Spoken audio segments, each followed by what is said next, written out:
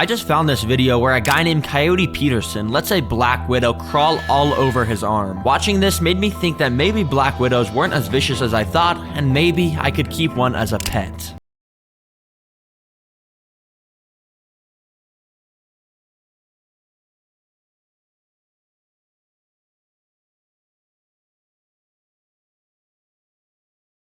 I guess this should be the black widow, and I genuinely think this is the most venomous pet I've kept on the channel. But anyways, let's go open this up. So I brought it to my table and opened the package up. After carefully taking out the packing material, I then took out the container that had a black widow spider inside. Oh nah, here it is, a literal black widow. But I did just figure something out, because apparently I didn't order just one of these. If you look down in this box, I actually ordered 2 more. Yeah, apparently I accidentally placed the order for a 3-pack, so now I have 3 black widows. But I wanted to take a closer look, so I opened up a container to let a spider out. And I guess it was a bit dizzy, because instantly it fell on its back to reveal that iconic red hourglass shape, which warns you that this spider is nothing to mess around with. It has a potent bite. Oh shoot, it's trying to escape.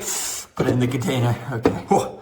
I gotta be more careful with these things, man. But these 3 spiders aren't gonna spin webs in these tiny containers. They were gonna need a proper enclosure, which I needed to build by first covering a bunch of spray foam with dirt and wood chip stuff to make the background. But in the middle, I put in this rock background and spray foamed normal rocks to it. You see, I'm gonna separate the enclosure into a forest, a cave, and a home interior to see where black widows like to make webs and hunt the most. For the home interior part, I got a piece of styrofoam and painted a brick pattern onto it to, you know, make it look like a brick wall like a lot of homes have, and so I spray foamed that in, and the background was now complete. And now we gotta do the web building bases. Basically what that means is we just put sticks and stuff so the spiders can spin their webs in here. To start, I'm gonna lay down a simple substrate across the entire enclosure that I'll be able to customize to each environment. But first of all, the forest, and as I'm sure you can imagine, we're gonna put some wood in here, just enough on the 2 sides for a solid web to be made in between. And then I'm even gonna glue some moss coming down from the ends of the branches so it sort of looks like leaves on a tree. And then I'm gonna get this bag of leaves that I bought. And don't ask me why I didn't just pick them up from outside.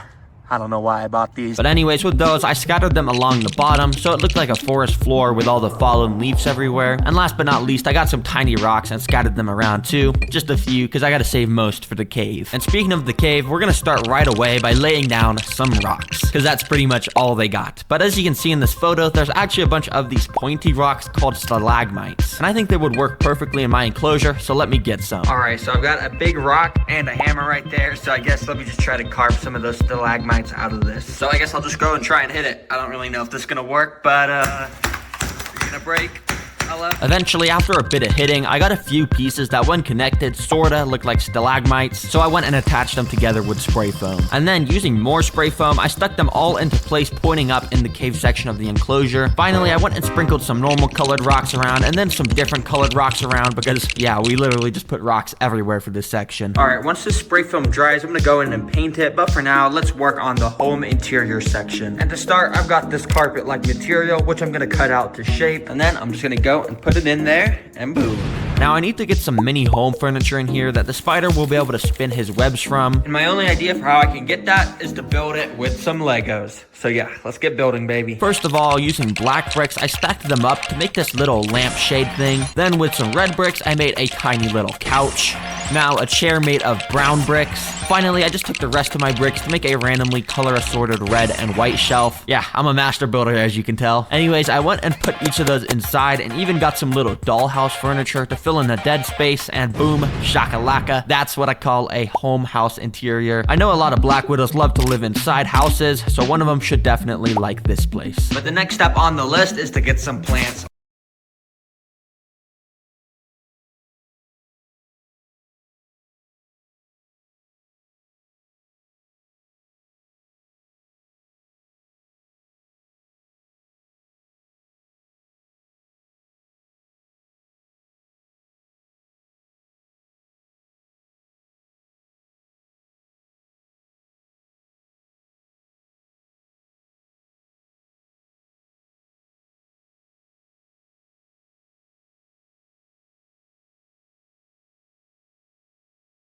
put the 2 land plants in the forest section, which as you can see, I ended up getting a beautiful red plant to match the red on black widows. Then I took apart the plant from Home Depot and glued the vines coming down from the top of the cave section. Finally, I glued some more moss all along the forest section because I felt like it wasn't green enough. And then I added a bit of this dead type of fern moss along parts of the cave because I felt like it matched pretty well. Oh, and I almost forgot the most important part, the stupid AI generated pictures for the house interior. So I cut them out and glued them along sides of the brick wall. There were many great works of art, like a black widow flying in the sky with wings, a black widow dancing in a disco room, and a black widow eating a male after mating, which yes, they actually do that in the wild. Now you see, in the wild, black widows are actually cannibals towards other female black widows, which means my 3 black widows cannot be able to access each other, or, you know, they'd probably eat each other. So I've got these acrylic sheets, which should act as good separators. So I went and measured them to size and then cut them out. There we go, that fits perfectly. And now last but not least, I'm gonna put in one of these reptile foggers. Basically, when you turn this dial, it spits a bunch of fog out the end of this tube. Black widows love a high humidity to make their webs, so this should encourage them to do that quickly. And well, I would say this enclosure is now 100% complete, but that does mean I gotta actually let the black widows loose in here, which I'm kind of scared to do, but let's just do it. And as you can see, I've got the 3 black widows in their own little containers. So I've got the first one.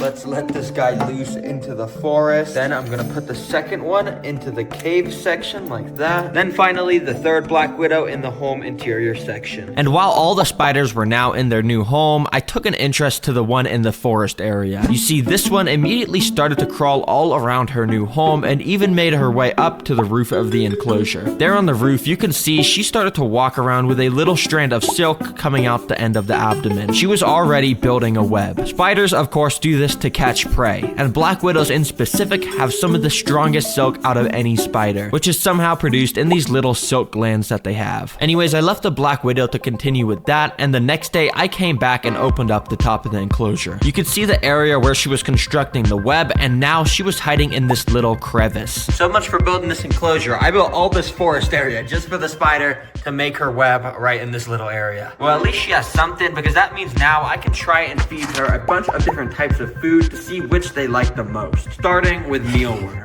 Now I wanted to start small, and as you can see, these mealworms I bought are absolutely minuscule. They're barely the size of the tip of my finger, but hopefully the spider will still like them. Using some tweezers, I dropped a mealworm straight into the spider's web, and immediately it started to squirm around to try and escape. But spider webs are specifically designed to keep little insects like this stuck in them. All the wiggling around made the black widow come awake, and soon it even crawled out, only to walk right by the mealworm and run away. In fact, this black widow tried to make a grand escape and even webbed down the side of my table onto the floor. Oh, no, do not go under the table, do not go under the table. Anyways, I ended up scooping it into a container, where I then dropped another mealworm in front of him, and once again, he didn't want to eat it. Okay, well, clearly this black widow's not trying to eat any mealworms, so instead, I've got a bag of some tiny little crickets. And these I'm gonna feed to the second black widow in the cave area. Now, if you remember, I put this spider in the enclosure on this little plastic lid where I already had a web, and since putting it in 2 days ago, it still hasn't moved at all. It might be dead, actually. But anyways, I put in some crickets to see if it would eat, and literally right away, one of the crickets jumped towards the spider and jolted him awake, which I guess was a good sign because the spider was now finally moving. But when I tried to bring the cricket back, it scared the spider and it ran away into the cave. I almost lost track of the spider until I came across her again on top of the enclosure where she had somehow escaped to. I tried to feed her a cricket once again, but she just was not having it, so I scooped her back into the plastic container. Well, it looks like this black widow is also not eating, which usually would mean I would go test the third and final food source, which was gonna be just crickets, but a bit bigger. But I kind of have bad news because I don't really have a spider to feed these to. Yes, you heard that right. Since putting the third spider into the house interior section 2 days ago, I haven't seen it at all. It literally escaped my enclosure. And now, not only did I have one missing, but I also had 2 more that weren't eating. This is genuinely the worst idea I've had for a video. Like, pet black widow. Like, what am I thinking? One is escaped and is literally crawling around my garage. There's only one way I can make this up for the content. I gotta let the black widow crawl on my arm, just like I saw Coyote Peterson do at the start of the video. So, let's not waste any time. Let me get my mom in here.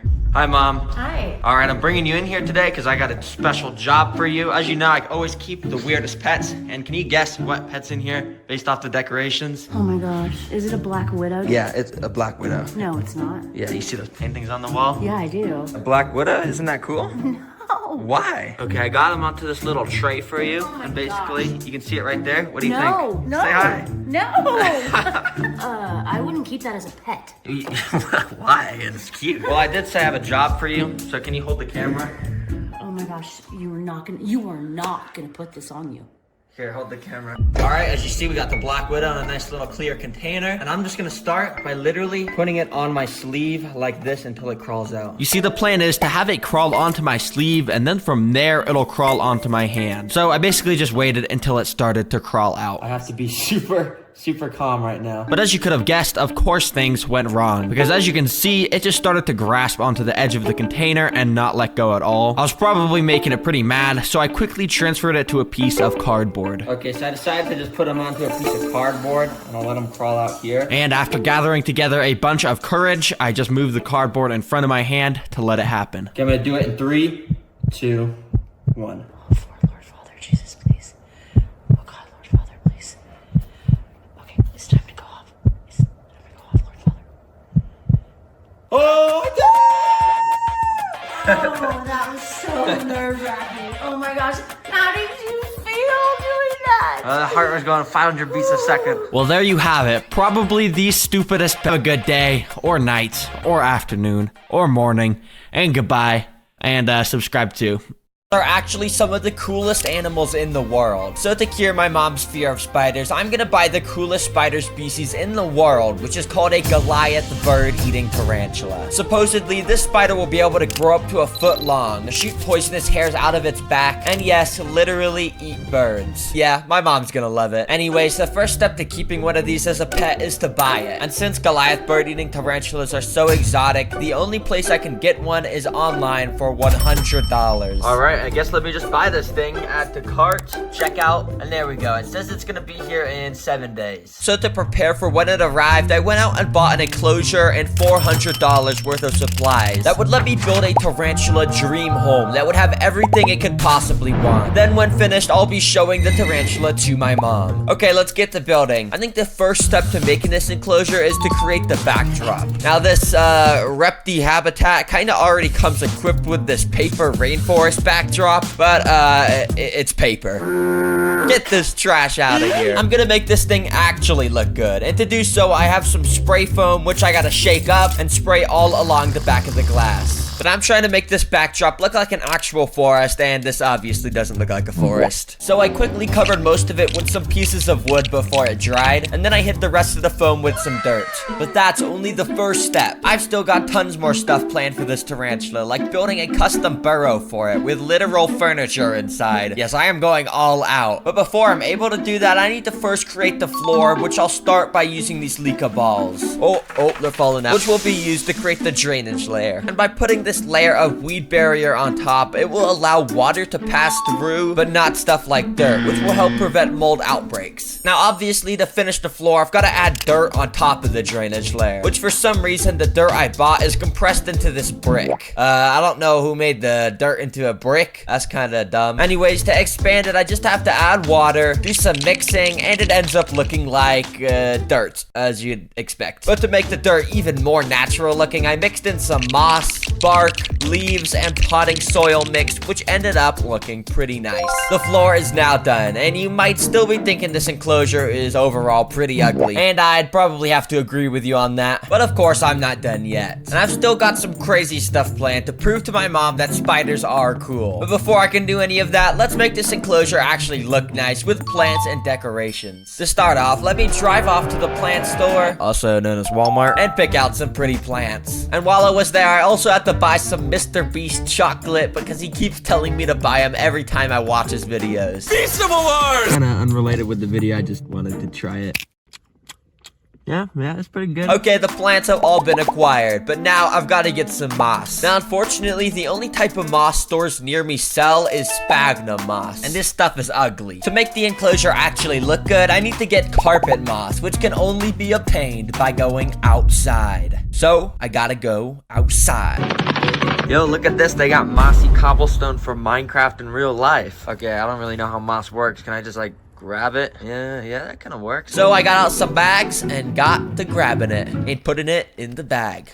So now I had everything I needed and I got straight to the decorating process. Decorating is a skill that must be acquired from years of experience and wisdom, which is why I am so good at it. After the plants, I scattered around some wood, which I bought from Amazon. And finally, I put this super cool looking skull in there because, you know, tarantulas, they're deadly, and skulls, I don't know, it looks cool. Oh my god, look at this terrarium right now. This is absolutely beautiful. I mean, it's kind of beautiful. It's pretty good. Now, I could just leave it at this and add the bird-eating tarantula right now. But if I really want to prove to my mom that spiders are cool, I'm gonna have to create even more stuff in this enclosure to impress her and, of course, the tarantula too. So, like I said earlier in the video, I'm gonna create a luxurious burrow for the tarantula to sleep in. So, for the base of it, I dug out a nice big area right next to the glass, and I put a little cork bark log on top to make it nice and dark inside. But, of course, this is just a normal burrow, and I'm gonna make this thing luxurious. So to do so, I'm gonna add some decorations inside, like a picture on the wall and a rug on the floor. Firstly, I'll do the picture frame, which I designed on my computer to be a nice, beautiful picture of a bird, which supposedly the Goliath bird-eating tarantula is gonna be able to eat, which later in this video, I'll be testing to see if that's actually possible. Anyways, to finish this picture, I drove to the store to print it out and did some arts and crafts to glue the picture onto the picture frame. Okay, you gotta admit, I am an artist. I drew this picture from scratch. That deserves, yeah, you see that, what that says? Yeah, you gotta do that. Just scroll down and do that right now. You just do it, please. Also, I don't know why my fingers are green, so don't ask. There we go, baby. We can check the picture frame off. Now let's finish this burrow with a rug. To create the rug, I was gonna originally just cut a piece of the living room rug off, but I realized if I did that, my mom might get mad. So instead, I got some leftover carpet moss and just slid that in there like that. Oh, dang. This moss actually looks super comfy. I bet the spider's gonna have a nice time sleeping on that fluffiness, comfiness moss. Yeah, that's pretty comfortable. Now for the final step of creating the tarantula's dream enclosure, we need to make it bioactive. And what that means is basically just add some tiny life into it to make it into a real ecosystem. So first, I got these silver... Wait, 1 second. Silver springtails, which are so tiny that I have to get a special zoom lens just to be able to barely see one of them. There's about 1,000 of those guys in all of these rocks, so I'm just gonna scatter them around the enclosure like this. These springtails apparently eat decaying matter and help with the natural decomposition process. Yeah, I don't really know what that means, and I don't really care about all that. I just think they look cool, so that's why I'm adding them. And speaking of cool looking stuff, check these guys out. These are Oreo isopods, which are basically just roly-polies, except they got the colors of Oreo cookies, so they're way cooler. Well, welcome to your new home, boys. If the tarantula gets hungry, he might just eat you guys, so sorry about that. And okay, they're already escaping. Stupid bug. To finish off the process of making it bioactive, I gotta create the ability to simulate weather events, so I got a water misting machine and a fog machine to create rain and fog, obviously. Wow, very cool. And of course, I can create lightning by flipping my studio light on and off. This natural enclosure is completely finished and ready for the bird-eating tarantula to live in it. And after adding him into the enclosure, I'll be showing off his unique abilities and seeing if he can actually eat a bird, all in front of my mom, to see if I can convince her that spiders are actually cool. So yeah, the spider will be delivered later today. Just cut to that. And okay, I think this is it. The tarantula is in this box. And oh shoot, I dropped it. And oh shoot, I just stepped on it. Oh no. I'm just kidding. The tarantula is actually safe and sound in this little temporary enclosure I put him in. And well, here it is, the Goliath bird-eating tarantula. And I know it may just look like any ordinary tarantula, but in reality, this is literally just a baby. Yeah, this thing will eventually grow to be a foot long. I don't even know if it's gonna fit in this enclosure. Anyways, to add the tarantula into his new home, I got some safety equipment and moved his container into the enclosure. Okay, well, the spider is in his new home now, and okay, I think he's sleeping. since spiders are nocturnal, I turned off the lights to trick him into thinking it was nighttime so he would move around. And of course, it worked. Yeah, spiders are pretty stupid. Eventually, he even made his way into the burrow I built for him. But my mom is still at work, so before she gets home, I'm gonna make sure the spider is nice and hungry by feeding it a juicy cricket. And when my mom gets home, we'll be feeding him much more. Anyways, for now, I turned off the lights to get the tarantula into predator mode, and then I dropped the cricket inside. You see, tarantulas like mine have thousands of tiny hairs that pick up vibrations in the air. So this bird-eating tarantula knew there was a cricket standing right next to him. And a few moments later, he made his move. Okay, well, I think we know the tarantula's pretty hungry now. So let me wait for my mom to get home and we'll show her how cool this spider is. This is gonna be fun. Alright, are you ready to see my new pet? No. Okay, it's in there. Can you guess where it is inside of the enclosure? Oh my gosh. No, I don't want to. Is it really poisonous? Yeah, if it bites you, you'll probably get you might die. But, okay, do you want to know where it is and see it? Not really. Okay, well, you're gonna have to. Underneath that, right there? Okay, yeah, it might be. Dude. Ah! Oh my god, dude. Are you serious? God, no. I hate spiders. It's not funny. I've got this to try and prove to you that they're cool. So basically, it's gonna grow to 11 inches long. No. So if its legs are out, it'll go like that long. Now, I want to find out if the tarantula is actually capable of eating a bird. So I got a frozen mouse from Petco to simulate the scenario because obviously I couldn't feed it a real bird. Basically, in this bag is a frozen mouse from Petco, and it's humane and everything, and it's important to feed the tarantula a variety of food. I just need you to take the handle. Oh my god. Dude, I'm scared to put my hand in there, dude. You're not gonna. Okay, just, do it. Matt? I'll move it in closer. Ew. So yeah, it's just holding on to the mouse. I think it's just puts its fangs into it. Oh my. Oh, it just hit the back of its abdomen, and you see those little orange hairs on it? Yeah. Whenever it hits the back of the abdomen, those fly in the air and they go in your eyes and poison your eyes. What the? Yeah, isn't that cool? Can it do that to humans? Yeah, you stand too close of it, your eyes are gonna get super rashed. What? Is that cool? No, not really.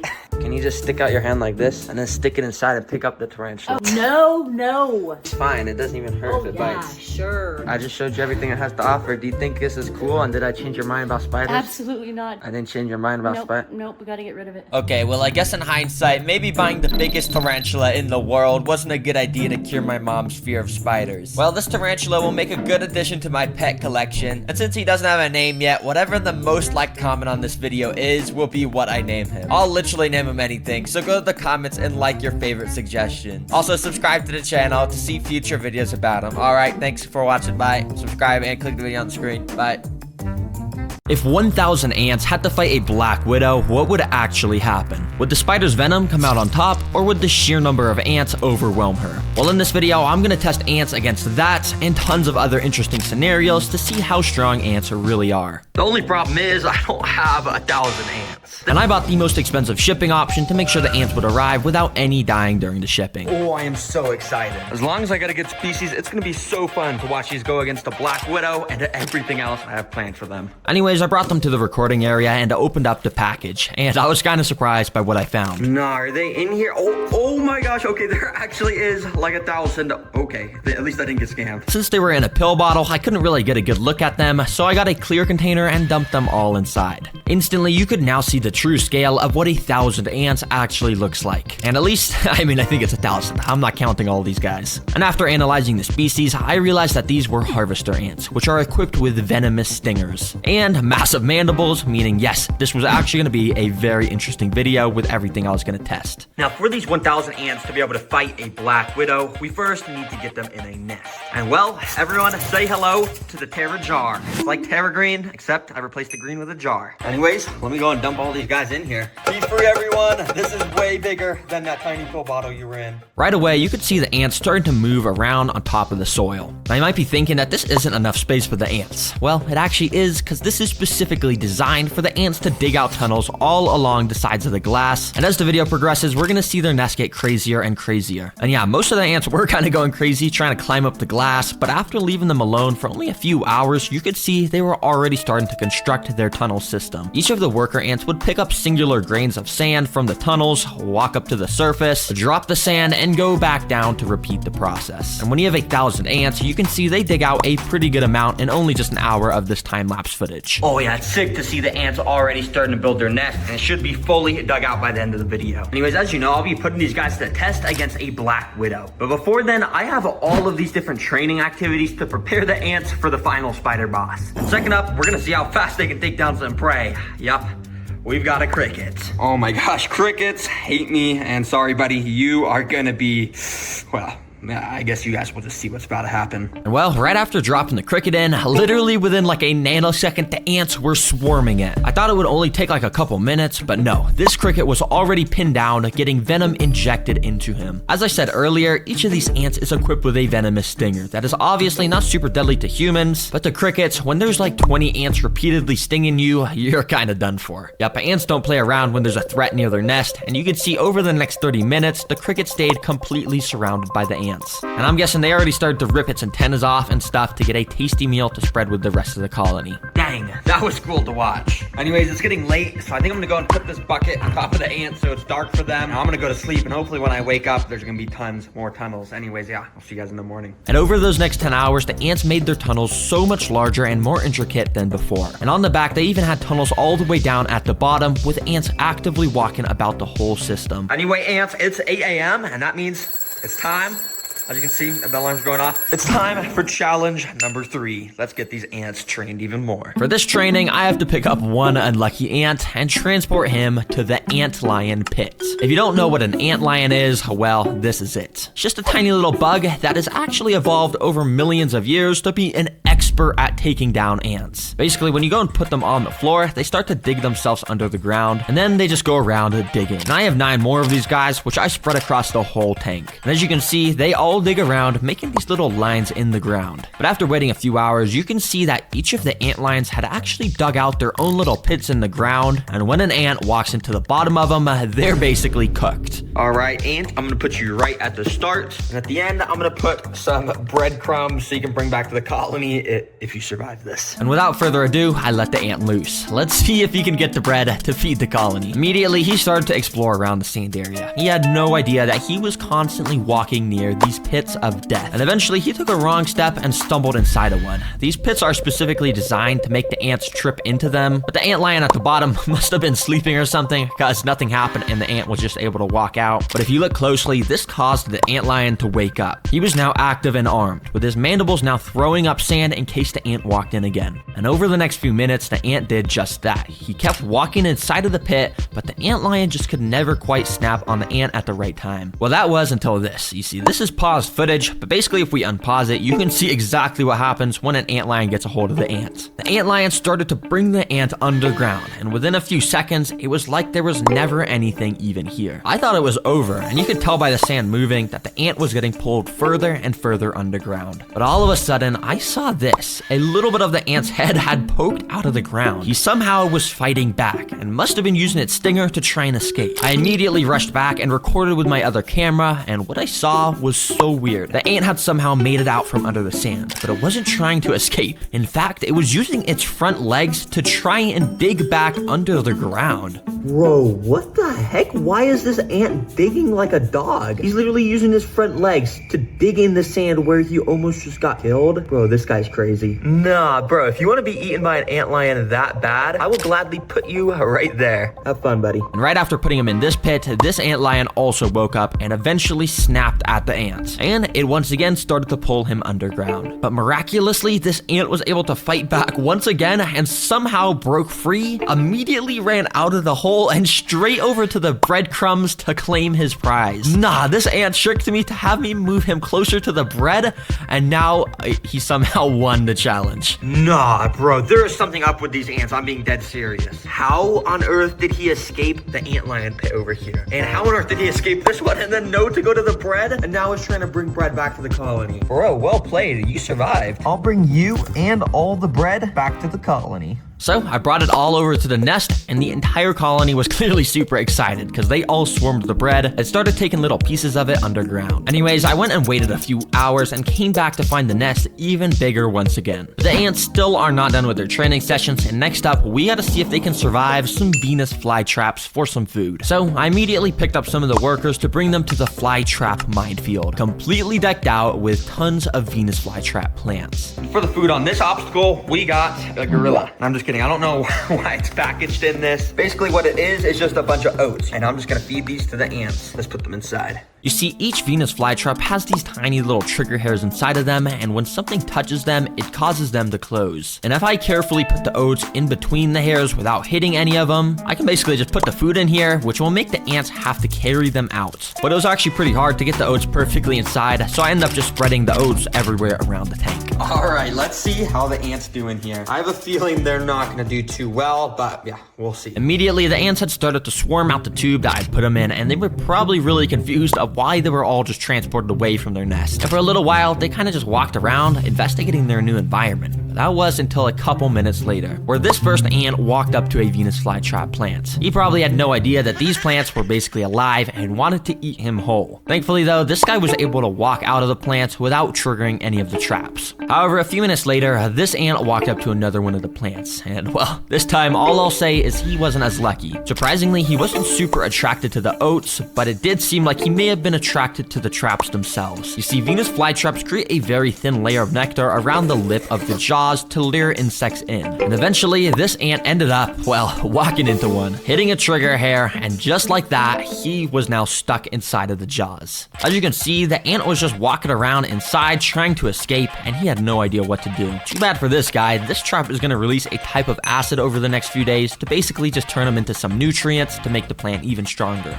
Now, interestingly enough, pretty much all the ants I had put inside were staying away from the traps and were all grouped up around this corner. In fact, they were actually starting the process of digging some more tunnels. Now, these ants still think they're in the nest. They're just trying to dig. Well, I mean, I guess it's pretty smart if you're not getting eaten by the traps. Because over the next 20 minutes, only one single ant came across another Venus flytrap. This guy. Let's call him Larry. Now, Larry is a daredevil because he was walking all over the jaws of all of these plants, absolutely risking it for the biscuit. But eventually, Larry's luck ran out because of this happened. The jaw had closed on him, leaving half of his body stuck out of it. But this was actually pretty good for Larry because it means he had a chance to escape. Using all of his strength, which albeit is not very much, he tried pushing himself out of the jaws. But the trap is designed to just get tighter and tighter as time goes on, meaning this ant was doomed. Well, not actually, because I kind of felt bad for Larry, so I cheated nature and used my tweezers to open the trap. I safely got Larry out and brought him back to the rest of the colony. Anyways, that training actually went really well. Every single ant survived except one. So I brought them all back to the nest and gave the whole colony a bunch of these little gorilla oats to show my support. As you can see, it didn't take long for some of the ants to start moving the oats down to their intricate tunnel systems. And speaking of these tunnel systems, the last training session I'm putting these ants through before the Black Widow is a flood simulation. Yeah, I'm flooding this ant nest. Well, kinda, because if I actually flooded this thing, it would kill every single ant. So instead, I've got this thing called the Little Dripper, which as you can see, drips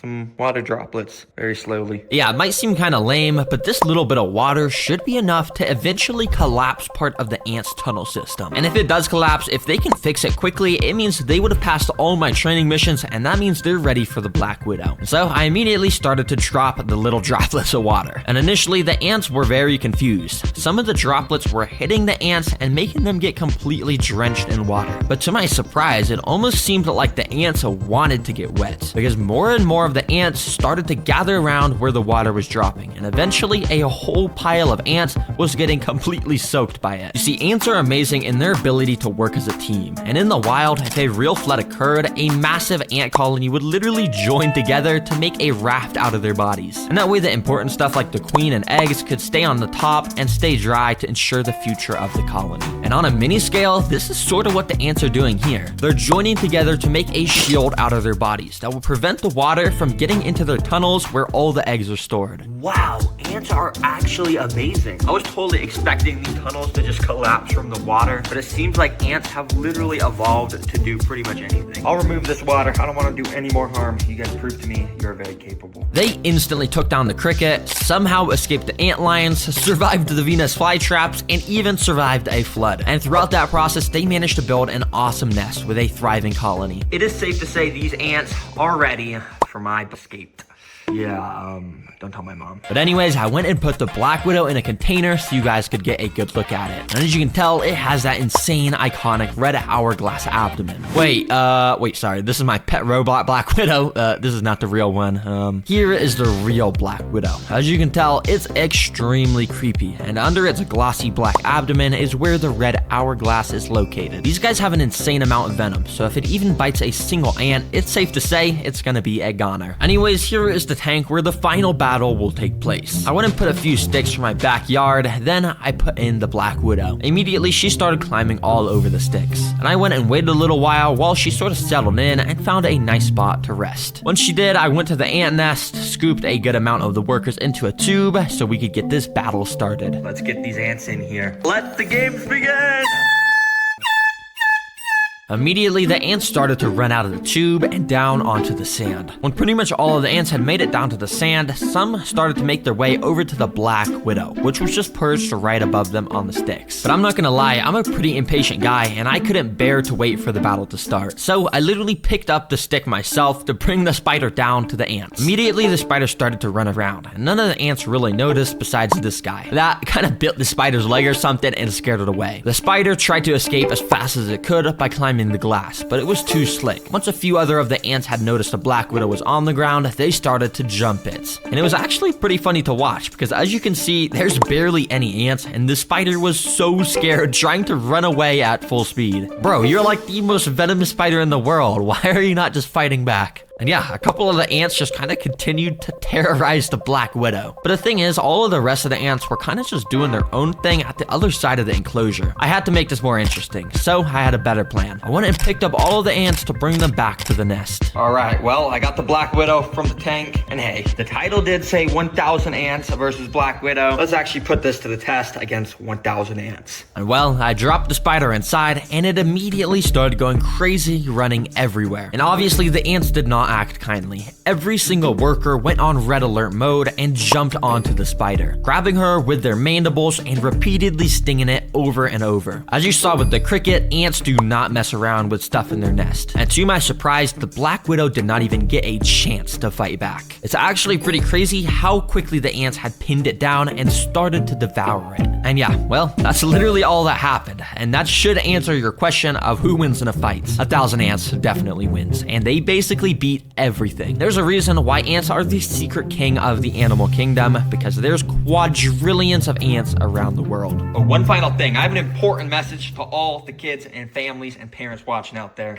Boring, because literally under this first object, I instantly found something deadly. This is a baby giant centipede, which when they get older are known for having some of the most painful bites in the animal kingdom. Since we're in Australia, we're very likely to see a way bigger one soon. Under the second object, I found something I've always wanted to find. Oh my gosh, I thought there was nothing here, but there's a literal massive bug. But that's exactly part of this bug's design. This is a spiny leaf insect, one of the most camouflaged insects in existence. You could barely even see it when it was standing on this leaf. Pretty cool. So I kept exploring, and when I got to object number 3, I found nothing. So I'm only gonna show the most interesting animals from now on, which thankfully object number 6 had something super interesting. At first, you may just think these are regular old ants, but if you look closely, it's actually an insane species. They are trapjaw ants, which you can tell by their massively wide trapjaw mandibles. They have these microscopic hairs inside the jaws that when a prey touches it, the jaws snap within a fraction of a second, making it almost impossible for prey to escape. Yeah, Australia is crazy. Now, as I continued on the trail, I was gonna flip this log, but on top, I noticed there was actually a special species of millipede, which apparently has the ability to spit acid out of its mouth. Now, if you didn't know, with me, I have the backpack, where I packed tons of cool objects to interact with the animals I find. And this time I grabbed a pack of paintbrushes. I wanted to see how this bug would react to being rubbed by one, and yeah, he was pretty mad. Initially, he kept curling up and biting the end of the brush, but eventually I caught it doing this.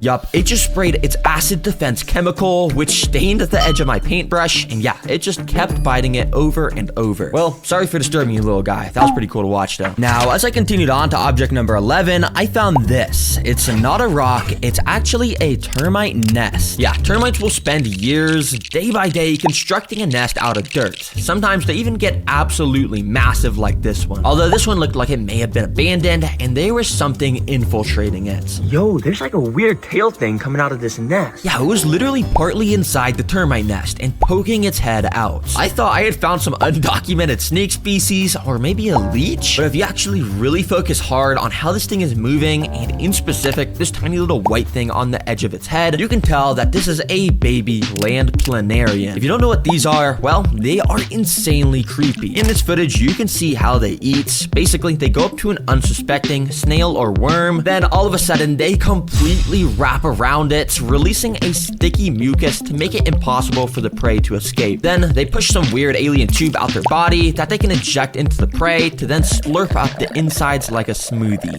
Yeah, talk about brutal. I think I'm gonna have to leave you alone. Now, under object number 16, I found a cricket, which I just thought was cool because in America, the crickets are a bright tan color usually, but this one was way darker. Now, I quickly took out the backpack and grabbed a clear container out from inside. Yeah, if you didn't know, these crickets make an excellent food source for other animals I'll find, so I'll be saving it For deadly crocodiles to be swimming in. Oh, maybe I shouldn't be standing so close, actually. Yeah, I don't know why everything in Australia is so deadly, but I went and flipped some rocks along the river where I of course found a little earthworm. Nice. Under another river rock, I found a pretty solid sized beetle grub. You can see it was quite a bit bigger than my gloved fingertip, but some of these beetle grubs will seriously grow so large over the course of a few years that they may turn into beetles that are just genuinely insane. All right, let me put your rock back, mister. Hopefully you turn into a amazing, massive beetle one day. But as I left the river a little bit, I found easily the weirdest thing yet. Wait a second. I don't know if you guys can see, but there's something moving under this log. Yeah, it was a bunch of extremely weird white things moving around constantly. I had to get out the backpack to grab a flashlight so I can get a better look at what was going on. This gave me a bit of a better view to see that inside of here was tons and tons of super thin legs. But they were just shaking so much that I had no clue what these things were until I poked a stick inside, which gave me a slightly better look at one of them. Yeah, if we pause at the perfect moment, it may look like some sort of spider, but in reality, this is a phantom crane fly. Apparently, footage of these guys is insanely hard to get because, well, they shake like crazy when they detect a predator. But in this rare footage I found, you can see how they fly like an alien spaceship. I'm not even gonna lie, this might be the coolest fly species on Earth.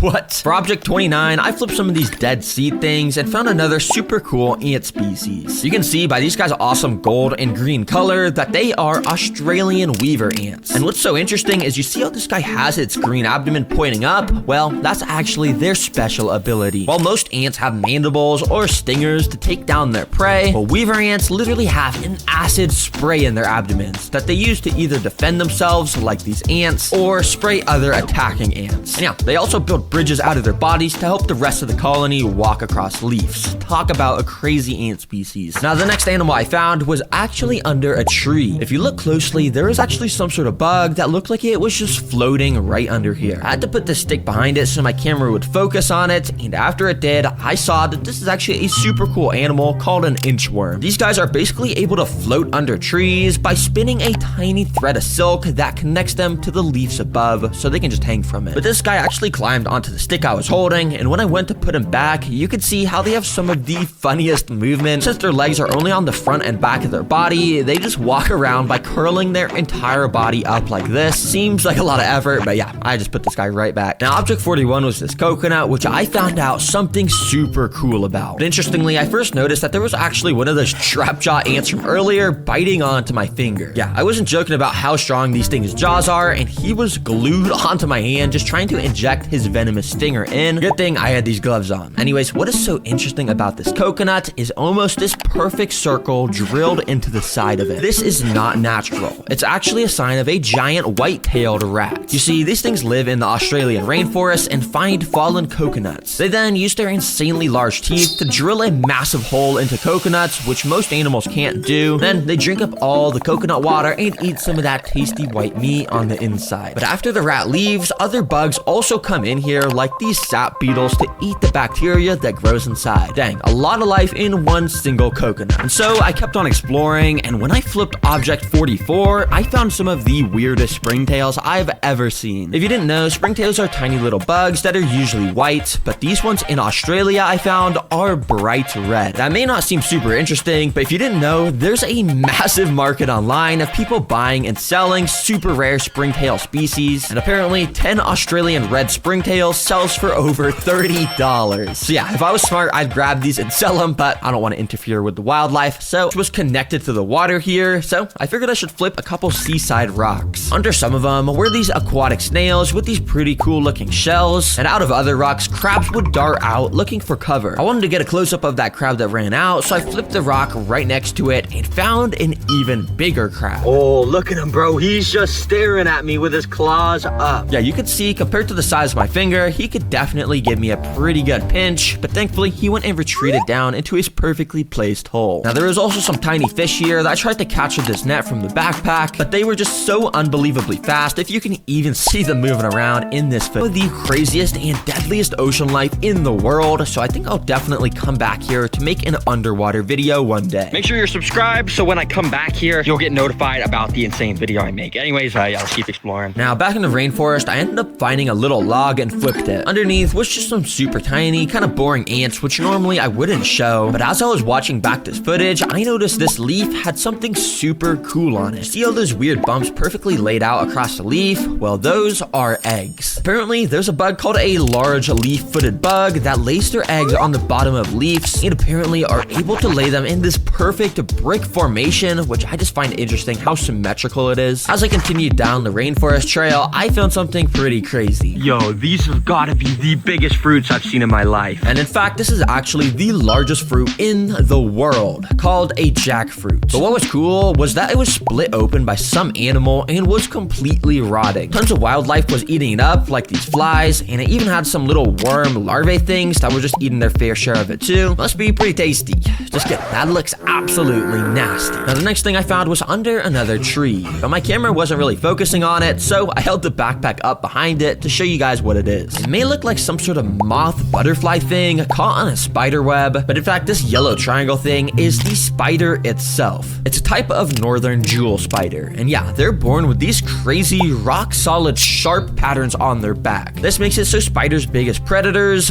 birds, have a way harder time eating them. The last animal I found in the rainforest section was under this log. It was another crab, but this time it was a land crab, which is a little bit different than the beach crab we found earlier. These guys actually quite enjoy eating crickets, and if you remember in the backpack, I actually caught a cricket in this container earlier in the video, which might kind of not be alive anymore, but it'll still make for some great food. So I brought it over to the crab and waved it around in front of him. He kind of pretended to grab it, but then all of a sudden he darted away so fast into a little puddle. He was probably a little bit scared of me. Well, I'll leave that with you, little buddy. On Earth. And that was instantly proven because under this first rock was another baby centipede. But this guy was still pretty small. However, I'm super confident we're gonna find a way bigger one. Now, under this little piece of bark, there wasn't actually anything, but I did see something running around in the corner of my eye, so I went to try and catch it. When I did, I realized it was a burrowing frog, which apparently didn't want to be with me because it just jumped straight off my hand. But a frog means there's likely water nearby. And after walking around a little bit, I found this little pool. Oh my gosh, there's so much stuff in here. I wanted to get a closer look at some of the stuff in here, so I once again took out the backpack and once again grabbed out that clear container. This let me scoop up some of the wildlife in there, which allowed me to catch the first aquatic animal, a tadpole. This is likely the same species of frog that I had just found, so it's pretty cool we found this. Anyways, the second animal I was able to scoop out of here was quite a bit different. This super weird, almost alien looking creature is actually a dragonfly larva. Yeah, we've all seen dragonflies. They're pretty insane, cool looking bugs. But yeah, apparently they start just as weird as babies living under the water. Now finally, I was seeing one last creature in this pool of water, so I scooped it up. Yeah, these things are almost microscopic in size, but this is either some sort of water beetle or a type of shrimp. I can't really tell which one because of how blurry my footage was. But these guys are probably one of the main foods 72, where something actually pretty cool did appear. If you look closely, this is a completely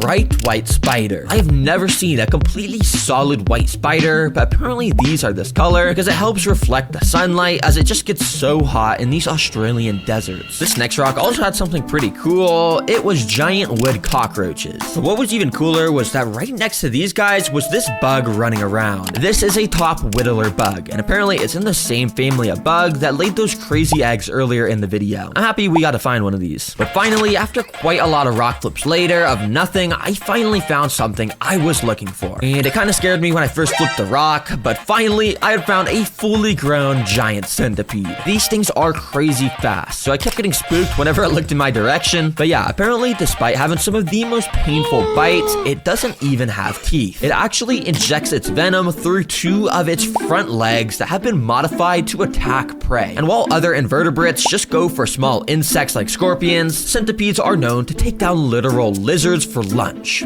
Pretty crazy. Thankfully, the next rock that had something under it also didn't disappoint. So out from underneath ran a little type of velvet gecko. I didn't get to see it for long, but geckos are always pretty cool to find just because of how interesting of an animal they are. They're also some of the most common pet reptiles kept by people. Now these next rock flips all rapid fire because I wasn't finding anything super insane, but I did find some termites finally. Also, I found this kind of cool grasshopper which just jumped into the grass, and I found a super cute caterpillar with a pretty unique pattern. If you're wondering, this caterpillar species turns into this pretty cool moth. But to find the best rock I could that could have a snake under it, I needed to find a rock like this that had a little gap under it where a snake could be. But thankfully, it didn't take too long till I ended up finding this. Oh, yo, is that a lizard tail or is that a snake? But as I moved my camera to get a better angle, I was almost certain I had found the body of a snake here. So I very carefully moved the rock to get a little bit of a better look at what was under here. Thankfully, this didn't look like one of Australia's deadly snakes. In fact, based off the pattern, it looked like a Stimson's python, which take down their prey by constricting it, not with venom. I swear, every single rock flipping video, I find something cool on the last rock. But dang, I mean, I don't really want to stress you out, bro, so I guess I'll just leave. Honestly, I found so many cool and unique bugs that make this trip worth it, but I know Australia has so much more to offer in regards to crazy animals, so I'm definitely coming back out here one day to make a part 2. Subscribe. I just found probably the most alien-looking creature on Earth. It is literally a mutant creature with the mouth of a spider, the body of a scorpion, and claws that look like saws. And that's not even mentioning that it has some of the weirdest and creepiest behavior out of any animal ever. But despite how weird it is, apparently there's a website that will sell you one as a pet. After placing the order, they said they would ship it out in a few days. So in the meantime, to build the enclosure, I got out the tank and a couple big boxes of rocks. Yeah, I got a lot of rocks for this. This is because I needed them to start stacking around the outer part of the enclosure to try to make it look like a cave. You see, in the wild, tailless whip scorpions like to hide in between rocks because I guess that's just where they feel safe. I don't really know. And to connect the rocks together, I originally tried to use my handy dandy hot glue gun and, you know, glue them, but the rocks were just too heavy and it kept collapsing over and over. Oh my gosh, these stupid rocks keep falling. Yeah, it wasn't really working, so instead I resorted to using some animal safe spray foam like always, and I covered it in a bunch of the big rocks and then a bunch of tiny little rocks, and I repeated that process on the left and right side of the enclosure. And check it out. Hopefully you see the vision I'm going for. You know, there's a cave. We're making a cave. There's rocks on the walls. Yeah, I think it looks pretty cool. Now, this is a good start. However, you'd be dumb to think this is all I'm doing. I'm making this the best enclosure ever, so I could show off all the cool things the alien creature can do. It's gonna be so cool to watch. Anyways, the next step is to do the floor and decorations. And for the floor, we want it to be high quality and cheap, which is why I've got a bunch of these coconut fiber bricks, which are about to expand into a ton of dirt. Seriously, these are so cool. You just add a big tub of water like this. Ooh, I'm getting that everywhere. And over time, it's gonna start to absorb that water and they're gonna expand and become a bunch of dirt, you know? And boom, look at that. It went from those boring bricks to this nice, moist dirt.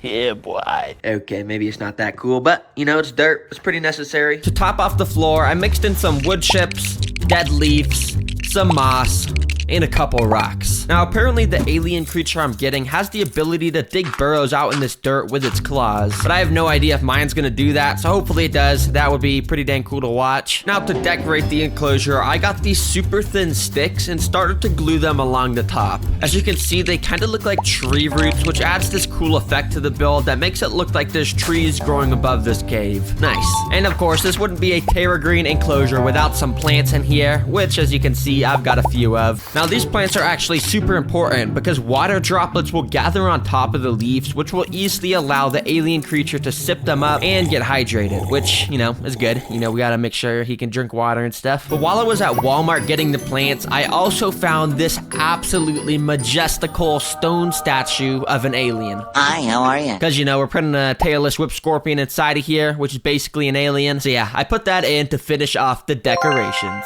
Bruh, this guy's got a big forehead. That's a real shame. Thankfully, my forehead isn't that big. Okay, the first 3 steps are all complete, but now it's time to get some technology in this enclosure to make it stand out. The first of which is this big machine right here, which can do something very cool. To get it to work, I had to fill up this container with a bunch of water, and after it was filled up, I put it back on top and finally twisted this knob right here. And now check this out. Out of the end of this tube, a bunch of smoke, as you can see, or fog, not smoke. It'd probably be bad if there's smoke coming out of it. Dang, that is actually cool. Look, it just comes out. I don't know how a machine just turns water into fog. That's pretty cool. Anyways, this is actually very useful, since as long as I turn this on about once a day, it will keep the humidity levels at a good spot for this enclosure. Also, it's just cool and adds to the cave ambience, you know? And speaking of cave ambience, this next technology is gonna add to it even more. It's this super tiny Bluetooth speaker, which I buried in the dirt and covered with a leaf. With this, all I gotta do is connect it to my phone with Bluetooth, and I can play stuff like cave noises, which is pretty cool. You know, adds to the cave ambience. But of course, I don't have to make this speaker just play cave noises. I can make it play literally anything, like the most annoying sound in the world, 1 hour. What is this sound? What? This is so stupid. Okay, it definitely wasn't lying. This is probably the most annoying sound in the world. I don't think the alien's gonna like this if I play this when he's in here. Okay, I get it. Can you just turn off by now? Turn off. Okay. Oh, okay. Please turn off. Please. Okay, anyways, this enclosure is finished enough to be able to add the tailless whip scorpion alien creature in here. So yeah. Well, I just went and picked up this package. It says live animals, and you know, I'm pretty sure it's the alien. Now, as you guys know, this thing is insanely creepy. I mean, I showed you that video of it literally crawling out of its skin. So this is definitely gonna be my most creepiest pet. But anyways, let's get this in the enclosure I built for it, and let's go, baby. So I got out a knife and opened the package up. And oh, here it is.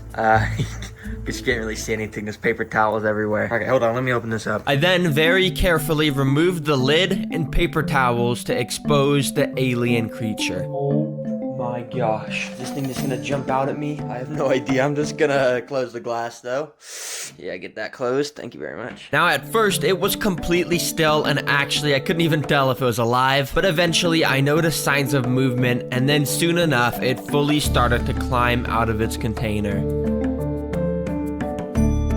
Very creepily, it slowly made its way over to a rock to go into hiding. But it wasn't just any rock. Of course, it was the rock with the alien statue on top. Bruh. Well. I told you guys this was an alien. Only an alien would go under the rock with an alien on top of it. But anyways, as I said at the start of the video, I'm gonna be pranking my mom with this thing. But before I do something like that, let's just see what it's capable of by trying to feed it something. I don't know. Let's just put some food in here though. And after doing some research, it turns out that tailless whip scorpions absolutely love crickets. And thankfully, I always have a bag of crickets since all my favorite pets eat them. And immediately after putting them in, they actually all looked very happy. These stupid crickets really thought that this was their new home, and they were just going around eating moss. Well, little did they know that this home actually belongs to my tailless whip scorpion, and unfortunately for one of the crickets, it made a wrong turn. It walked straight into the crevice of the rock that the alien creature was sitting inside. I thought for sure that that cricket was a goner, but miraculously, about a minute later, it walked out the rock unscathed. A little later, I saw the alien creature in a different spot hanging onto a wall. And just like before, a cricket walked straight up to it. And in fact, this cricket was extra stupid. He started to walk right in front of the alien's literal mouth. But for some reason, the tailless whip scorpion was not eating it at all. Okay, it's the next day and I figured out why the alien creature in here isn't eating. It's because this species is partly nocturnal, and as you can see, I just have massive studio lights shining super brightly on here. I guess he just doesn't want to eat in the light. So anyways, I want to let this guy just kind of adjust to the new home for about a week, and I guess I'll just come back then and we can do the rest of the stuff. In the meantime, here's this cool video by Aquarium Max Pets of the same species eating, if you're wondering what that looks like. Yeah, it's pretty cool. Anyways, let's get back to the content. Okay, this is the absolute best part of the video because I'm gonna show my mom this alien creature and then I'm gonna prank her. And if you're wondering how I'm gonna prank her, just take a look at this thing. It's basically a one-on-one model of the tailless whip scorpion. And yeah, I'm basically just gonna throw it at her. She is not gonna be happy. But anyway, she's not home right now, so I guess I'll just cut to when she is and we'll show her this. Okay, you can come in. All right, so I just got a new pet, and I just want to show you it. Okay. Now come stand over here, and you can try and tell what it is. I just want you to guess what kind of pet I got. Oh my gosh, it looks super cool. Where's it at? Can you see anything in there? I'm trying my hardest. Okay, well, it's hidden behind this rock, but... Shut up, dude. Do you know what it is? No. If you look very closely back under that rock, there's something right there. Oh my god, dude, I'm scared. For some reason, she couldn't really see it, so I gently woke it up with a spatula, and here's her reaction. Oh my god, dude! What the heck is this? You see that? Seriously? No, no, yeah, that's alien and mindfulness. Oh it's an alien in there. My goodness. Anyways, I have this fog machine, so we can put some fog on it, and that's pretty cool. That's super cool, but seriously, where did that come from? I don't know, the space or something? Space. Okay, anyways, that's all I gotta show you. Do you think it's cool? No, dude, it looks so freaking weird. Yeah, it looks like evil. Well, it's a good thing you'll never have to see it again. Okay, bye. Okay. Now that she had seen it and left, I got the one-on-one model out and put it on my hand. This is gonna be really funny. Okay, could you come back in here? I just forgot to show you one thing. Oh my god, dude! Dude, you wanna say hello to it? No, go away! Yeah. You're such a jerk, that's not even real. Yeah, it's just a piece of paper. Oh my god. What do you rate it out of 10? Oh my gosh.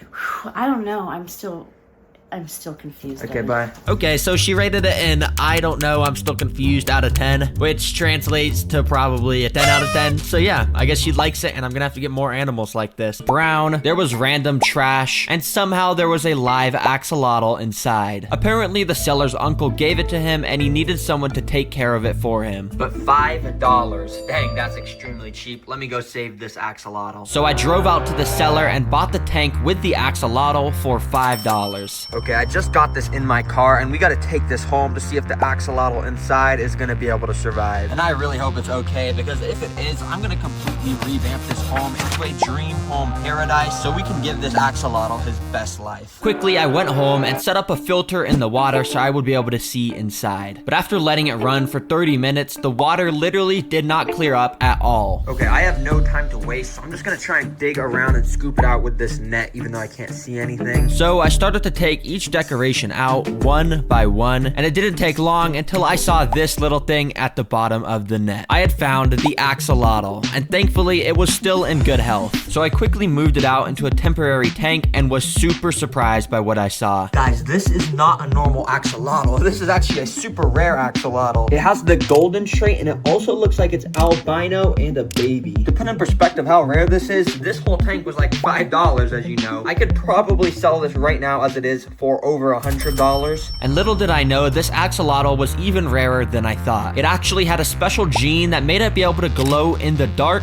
and more. Yeah, this video is insane. Anyways, to start the enclosure transformation process, step number 1 was to empty out that disgusting sewage water. Okay, I don't even know where to begin with how bad this tank is. Pretty much every decoration's a fake plastic one. The substrate is absolutely nasty, and just the whole thing has no structure to it. It's just plain ugly. So I took out all the trash decorations and threw them in the garbage where they belong. Then I emptied out all the sand, since I'm pretty sure that's what was causing the water to be so brown. And finally, what the heck is this, bro? Why did the seller's uncle just tape a picture of bamboo on the wall. It doesn't fit, and it doesn't even make sense. Like, axolotls don't live with bamboo. Yeah, that is so dumb. Let's rip this trash off of there. Anyways, now that we're back to the bare bones of this tank, the first step is to build the lake bed base. To build that, we start by just putting a ton of sand in here and piling it up in a mound in the middle of the tank because I have a cool idea for this. You see, axolotls live at the bottom of lakes in the wild, so to build that in here, I stuck some wooden branches in the sand and surrounded them in a ton of river rocks. Which, if you're wondering the names of them, this type is called a Tahaiji stone, and this one is called a Seiryu stone.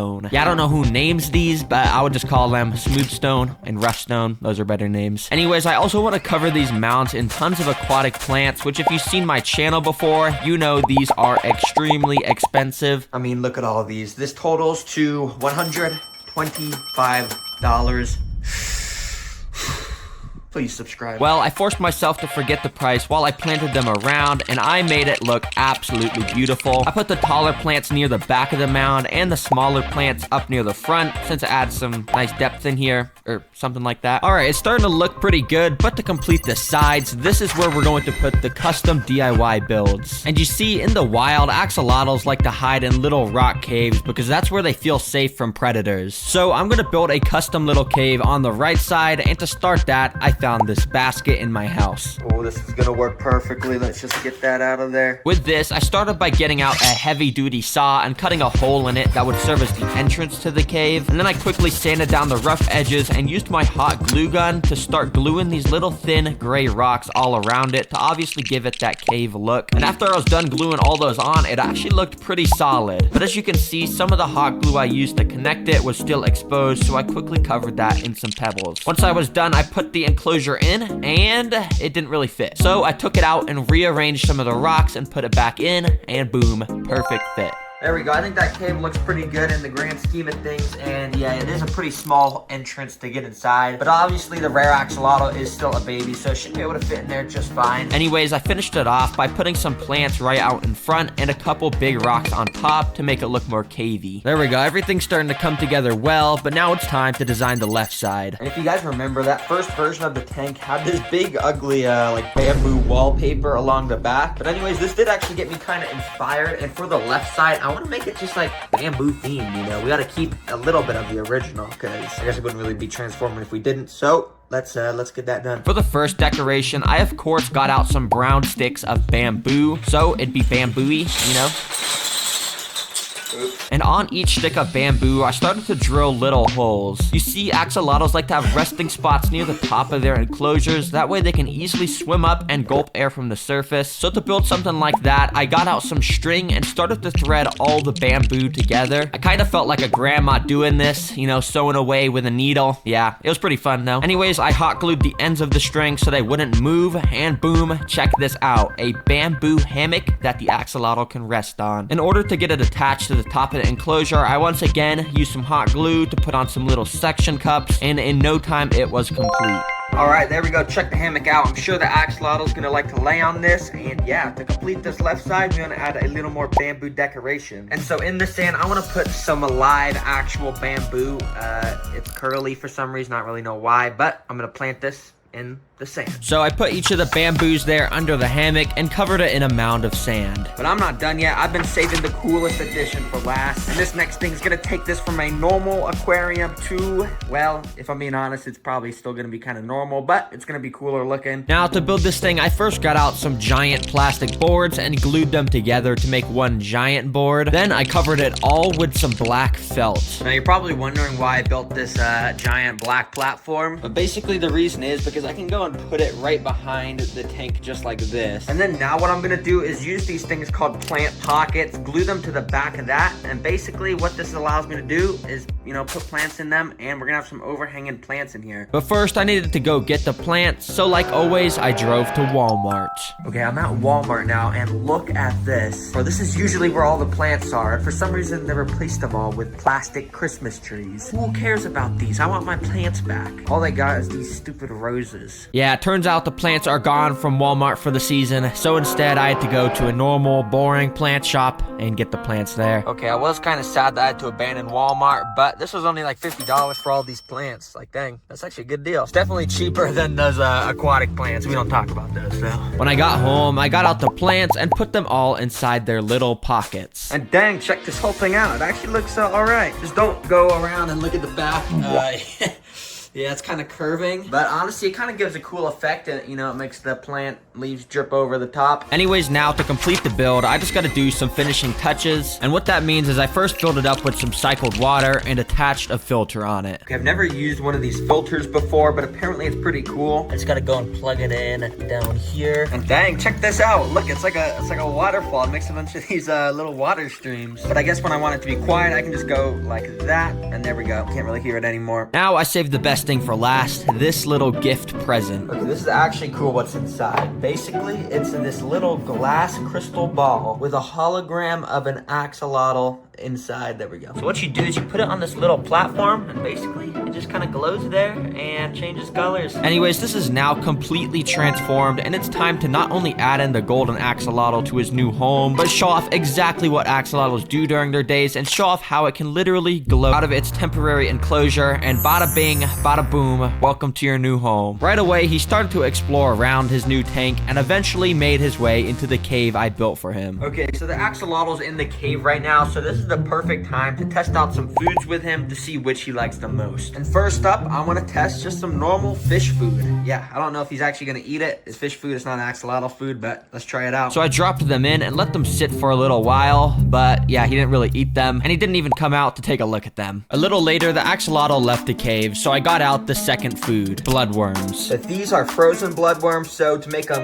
you know, not frozen anymore, just kind of plop the packet in a little cup of water like that. And we can go and just take this big chunk and put it in right next to the axolotl. And it didn't take long until he noticed it and instantly took a snap at it, eating the whole pile up. And oh my gosh, he just ate that whole thing. Oh dang, he's hungry. Anyways, I got the third and final food source out, night crawlers. Which are just worms basically, but they're giant worms compared to those tiny little blood worms. Okay, here we go. We got a nice little tiny piece of worm, and we're just gonna drop it in right next to the axolotl. And after wiggling it around in front of him, he picked up the scent, and as you can expect, yep, he started going crazy, eating this worm up too. He's absolutely just devouring this, just shaking it up. He's not letting this thing get away. That's a good axolotl. Oh my gosh, this guy's so cool. We actually got this guy for $5. I can't believe that. Anyways, later that day, I was watching some videos about axolotls and figured out that sometimes they can be bred to literally glow in the dark under UV light. Which, I mean, look at that. That is just so cool. Okay, so I got all the lights turned off in my room, and it's nighttime. So I got this little light, and when you click the button, it turns on the UV rays, and oh, that's blinding. But anyways, I just want to shine this in here and see if my axolotl actually has that glow in the dark ability. I actually have no idea if this is gonna work. Wait. Oh, okay, wait. I actually did not expect that to work. Oh, look at the axolotl.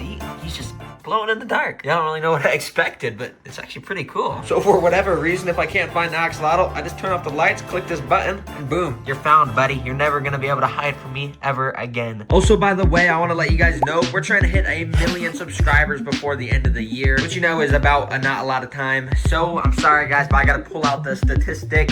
Check this out. Basically, it means only 7% of you guys watching right now are actually subscribed. And if everyone watching is subscribed, we'd be way past our goal. So anyways, just if you're enjoying this video, subscribe, please. Thank you. Anyways, axolotls have so much cool stuff about them that I didn't even cover in this video. And I'll definitely be making more videos about this guy in the future. So if you got any cool name suggestions, comment them down below. Remember to check out the merch and get it while the sale lasts. Thanks for watching, and click the video on the screen to watch another.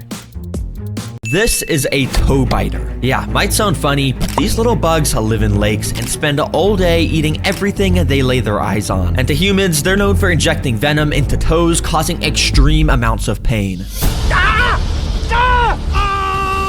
And you already know the delivery drivers worked overtime to get these to me as soon as possible. So I cut it open so I could get out the containers. Supposedly the bugs were inside. All right, let's see these. Oh shoot, no, this thing's massive. Since it was kind of hard to get a good look at them in these containers, I got out this temporary tank and put them in. I was very careful because supposedly these guys have wings, meaning they could just fly out to my toes and start biting them if I wasn't careful. Anyways, now we can really see how absolutely vicious these guys are with their insanely sharp pincher forceps that they actually use to latch onto prey in the wild. Then, using a little sharp mouthpiece they have, they inject a special type of venom into prey that turns the inside of their body into liquid that they then proceed to slurp up like a smoothie.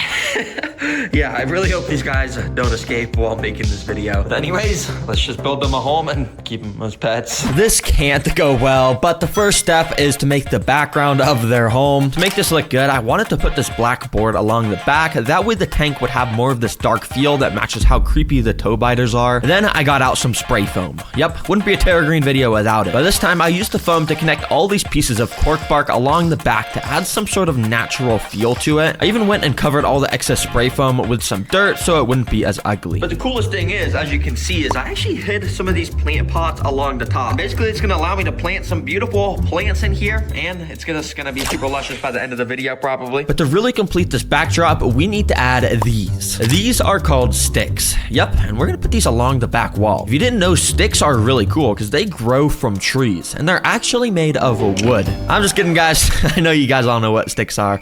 I don't know why I'm explaining this. Anyways, yeah, I put so many of these sticks along the back because I really wanted to make this place look like some underwater mangrove swamp with so many roots everywhere. I'm already loving how this is coming together, and we're not even on step 2, which is actually to make the floor and decorations. For this build, I just wanted to use this simple gravel material for the floor. But along with it, I've also got this, which I've never actually used before. It's a little underground cave that goes up against the glass. Basically, after we go and fill up the rest of this floor with gravel, you can see this cave stays as an open area that stuff can go inside. And maybe our toe biters will come and chill in here, or maybe some of the prey we add will come and hide in here. For as long as they can, of course. Now, you're probably wondering why I didn't add any of this aqua soil like I usually do. And well, that's because I'm not gonna put any sort of plants in here this time. Instead, I want it to look like some abandoned swampy area with super murky water. And we do that by putting a ton of natural materials around, like this big driftwood piece coming out the middle, and then a bunch of smaller stuff, like these dead leaves, some mini pine cones, and little sticks. But most importantly, I've got some beta miracle leaves. Oh yeah, I don't know why they're called miracle leaves, but hopefully they spread some sort of miracle around the tank, something like that, surely. But actually, I kind of do know why these are called miracle leaves. Because if I go and fill up this floor area with just a bit of water, you can see over the span of about an hour, it starts to turn into this brown, murky color. That's because those leaves and all the other natural stuff I added inside is spreading around tannins in the water, which turns it this color. And it's actually super healthy for any fish or bugs that would live in here. Dang, the more you know. Anyways, I drained that while I continued on with the build by putting in a few lava rocks and covering them in a bit of the sphagnum moss, which I also put all over the background of the enclosure. Finally, the most important decoration is some little mini plastic boots. Yeah, because we all know at the bottom of every lake and stuff, they just got like boots and stuff. At least that's what all the fishing games I've played have told me. Yeah, I got some pretty cool decorations, as you can see. I'm just gonna put that there. Now for my favorite part of each of these weird pet videos, the DIY decorations. And for the first one, let's make some pictures. Yep, I literally went out and bought these mini dollhouse picture frames. I'm just gonna scatter all around the enclosure with funny pictures of toe biters. And to make some funny pictures, I gotta do some photoshopping. I'm a Photoshop master, so this should go pretty well. First of all, I used my expert skills to make a picture of a toe biter eating one of its favorite foods ever, a frog. Yes, they actually eat frogs in the wild. Then I made this picture of a toe biter flying in the air with beautiful angel wings. Because yeah, like I said, they can actually fly with their actual wings, but they don't look as majestical as these angel wings, of course. Finally, I found this picture of what it looks like when a toe biter lays eggs. Yeah, apparently they literally keep them on their back until they hatch. So I put a bunch of baby toe biters all around this mom toe biter. Then we just gotta go and print out these fantastical pictures. And yes, I finally got a printer at my house, so I don't gotta go to the store no more. And wait, no, what the heck is this, bruh? Oh my gosh. Oh my gosh, I forgot you gotta buy color for the ink. Okay, I guess I gotta go to the store anyways. Please do that, by the way. Yeah, so I drove to the printing store to get the photos instead. Anyways, when I got home, I cut out all the little images and put them inside their frames. As you can see, I obviously have the ones I photoshopped, but I also found this picture of all the toe biters' favorite foods, like insects and fish, so they can daydream about them all day. And I also found this picture on Google of some crazy person who willingly let this thing bite him. Why the heck would you do that, bro? I don't know, I just thought I had to put this in. Anyways, for the next DIY build, I'm gonna make some signs. Yep, I literally went out and bought all these random pieces of wood so I could burn some cool patterns on them with my super hot wood burning pen. With the first sign, I made it say, beware of the biter. And I even put a little bit of eye emojis at the bottom. You know, I just thought those looked cool. And then on the second sign, I made it said, rest in peace to all the insects and fish that enter this tank. Because as you know, toe biters do not take kindly to those kind of things. And I could just go and put these inside of the tank. I kind of want them to look like signs. So I got these sticks that I use for the background, which I'm gonna go and hot glue to the back of them. Once they dried, I stuck the two signs in the floor and got out the final sign that I was gonna make a pattern on. This time, I stuck these little wooden letters onto the sign to write toe biters. Then I completely burned all the letters black so they stood out. All right, let's just hang that right there. And oh, that's actually fire. Hold on, wait, that's actually on fire. Oh, no, I'm just kidding, guys. It's just some editing. Yeah, don't worry, but it is actually fire. That's pretty cool. And now the build only needs one more thing. Some plants to put in those pots that I had at the top of the enclosure. Instead, just got out these terrarium plants that I had sitting in my garage. Listen, guys, I tried to go to Walmart. I know you guys get mad at me whenever I don't, but hopefully this is good enough for you guys. And anyways, once the plants were inside, I filled it up with water. And as you can see, it turned super brown from all the tannins, of course, which is perfect. That's exactly how I wanted it. And yep, this is now 100% complete. We don't need a filter or anything because toe biters are extremely resilient to water. So the next thing is to literally just get these guys inside. Okay, I gotta be extremely cautious with this. I have no idea how I'm gonna do this. I'm just gonna, okay, 3, 2, 1, quickly pick it up. Oh, they both fell off. No. Okay, they're swimming around. I gotta put this back on top so they don't fly out. So I instead went with a different approach and moved the cork bark to the new tank and instead used this net to try and transport the toe biters without them flying away. Okay, move. Okay. Thankfully, it was a little bit more successful, so I did the same with the other toe biter, and you can see they both just swam straight down to grab onto something, and they stayed completely still. But they do this for a purpose. You see, toe biters have evolved to have the exact same pattern and shape as a dead leaf, and they stay completely still till some prey swims by them. Then they pounce on it. So you already know, let's test the 3 food sources with these guys, starting with the smallest, which is actually mealworms, which I got right here. Mealworms are one of the most common foods for the kind of pets I keep, so I had a feeling these guys would definitely enjoy them. First of all, I dumped one in the water with some tweezers and waved around in front of this guy. And instantly, he dashed off of his rock towards it, and it actually scared me a bit, but he didn't even actually end up attacking the mealworm. So when he found a new spot to go and rest, I did the same exact thing. And this time, he struck at it, and he scared me so much, I actually dropped the tweezers with the worm. I don't know why this scared me. I'm literally using tweezers, but yeah. Anyways, on the 3rd attempt, this is what happens. He went and grabbed the mealworm with his claws, and he actually got a good grip with it. Then he brought out his sharp mouthpiece and started finding a good spot to poke into the worm with. Eventually, he made the bite, and as I said earlier, they inject a special digestive enzyme into their prey that turns the inside of them into a liquid that they then proceed to slurp up like a smoothie. And yeah, this must have been a tasty smoothie. All right, I'm gonna give mealworms a 7 out of 10 because those toe biters liked them kind of a lot. But next up, we got an even bigger insect. We got some roaches, baby. I think there's roaches in here. Oh yeah, right there. You see them. I wanted to make this one quick, so instantly I put one of these roaches in front of the second toe biter, and almost immediately he pounced onto my tweezers totally, and he just like would not let go. I think he didn't even see the roach, so I just knocked him off the tweezers and tried again. This time he actually grabbed the roach, but he also grabbed onto my tweezers again and straight up just would not let go. So I kind of just set the tweezers down while he ate the roach, and you can see this guy was also absolutely slurping this up and probably enjoying it a lot. All right. I'll give roach his 8 out of 10. It seemed like they liked him a little bit more. But now it's time for the toe biters' real favorite food, or at least that's what I've heard. You see, insects are great and all, but but in order for my toe biters to be healthy and thriving, they need to eat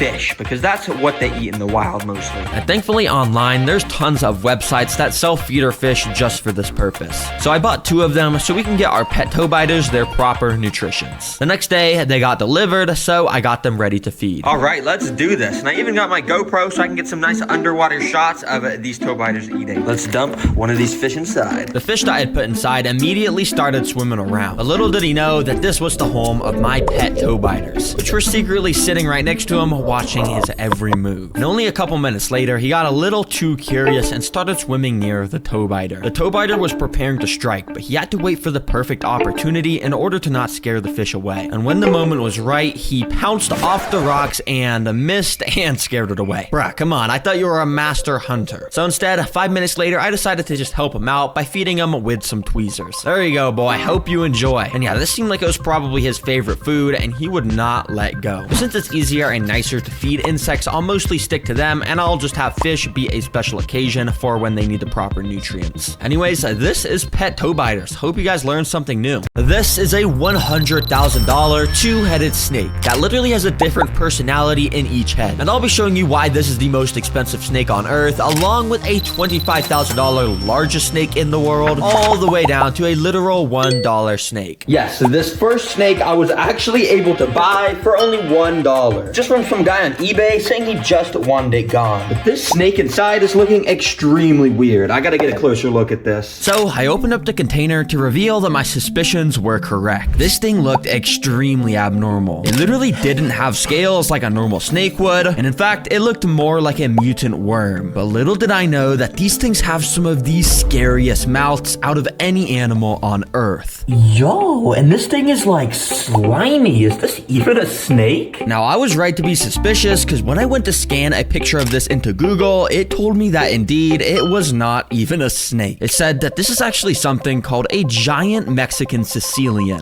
Yo, and it's saying this thing has some of the craziest hunting abilities. Oh my gosh, I just got to test this. In order to see its special abilities, I quickly built this dude up a home. Google told me to use a bunch of moist dirt to make a deep floor area so the worm snake thing can dig around. Then I put some natural decorations around, and finally, these Sicilian creatures sometimes can be fully aquatic in the wild, but in captivity, all we need is this nice little water dish to fill its water needs. Well, boy, let me get you in. Now, apparently these things do have poisonous skin, which is why I'm using a snake hook. And well, now he's in there, let's see his special abilities he has. Now, these guys' first special ability is, well, they love to dig in dirt like I was saying earlier. You can see how quickly he just completely disappeared from sight. And well, while this guy settles into his new home, I just had to find some videos of this species hunting. And in this amazing video by Willipede, we could see how this Sicilian just slowly inches up to a mealworm, acting all innocent and stuff, but the second he gets within striking distance, it pounces onto the worm and instantly starts to drag it underground, where we can then see it finish off the mealworm down there. But the thing is, this Sicilian hunting is not even nearly the coolest thing in this video. Like, what does the world's longest snake even eat? Well, to find out, let's go to our next snake, which is 250 times more expensive. And I specifically chose this species because it has an insanely unique special ability that I just have to test. If you're wondering what species is inside this container, well, everyone,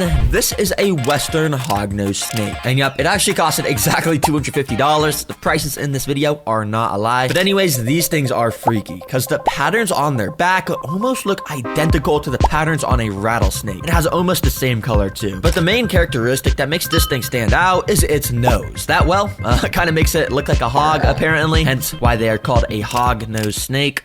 Pretty creative. Now, anyways, this thing is actually a real snake, unlike the $1 one, but that means we gotta build it another enclosure. Oh yeah, that's a pretty cool transition. But anyways, this will let us show off its special ability. Now for the floor, we want to use a material called snake aspen, which is perfect for our $250 snake, because it's super easy to dig and burrow through, which yeah, in the wild, these guys apparently like to do to stay protected from the intense desert heat. Then we want to add tons of decorations, like this snake hide, so the snake can slither inside. And yeah, even though this enclosure looks pretty barren and empty, that's exactly what the snake species prefers, so it can slither around a ton. So yeah, basically the reason I wanted to get this species is because they're the drama queens of the snake world. They basically put on this crazy show to scare off any predator that gets near them. But yeah, this guy was just non-stop hissing at me if you listen closely.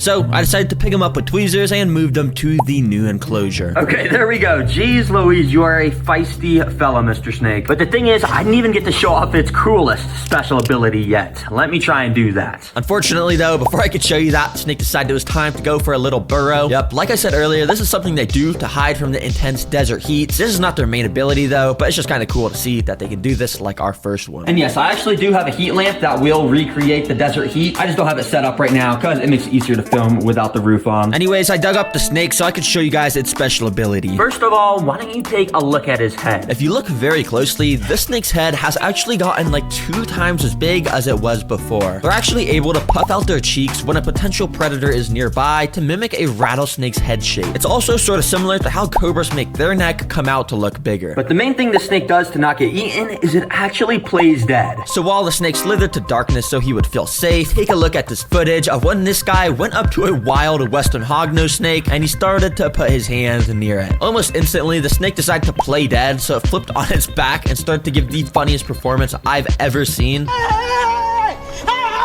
And eventually, it just stopped moving completely, and when this dude went to pick it up, you could see how good of an actor it is. It's so funny too, because every time he would flip the snake right side up, it would just flip back upside down instantly. Yo, shout out to Nicole Berry, he's the one who uploaded this, and he has tons of other videos like this. Anyways, I quickly finished setting up everything in his tank and gave him a little water bowl too. As a reward for scaring it a little bit while I was moving it, I gave it a nice juicy mouse. Yeah, pretty cool to watch these guys eat. They'll eat about one of these a week during this stage of life, but remember guys, this video is just getting started. I have so many other questions, like do $100,000 two-headed snakes fight over their food? Well, we're about to find out. So next up, let's see what a $500 snake looks like. Now, we're getting pricey, but it's for a very good reason, as you'll see. But yeah, this snake was kind of just shipped in this bag. I feel kind of bad for it. Let me get this out really quickly. Inside of this bag is a special kind of snake called a Woma python. And he was not happy about being in that shipping bag. He kept trying to strike at me through the glass, but you could see how beautiful this species is with that striped tan and orange color. Okay, the reason I got this guy for the $500 species is because they're known for being one of the friendliest snake species. But this guy has tried to strike at me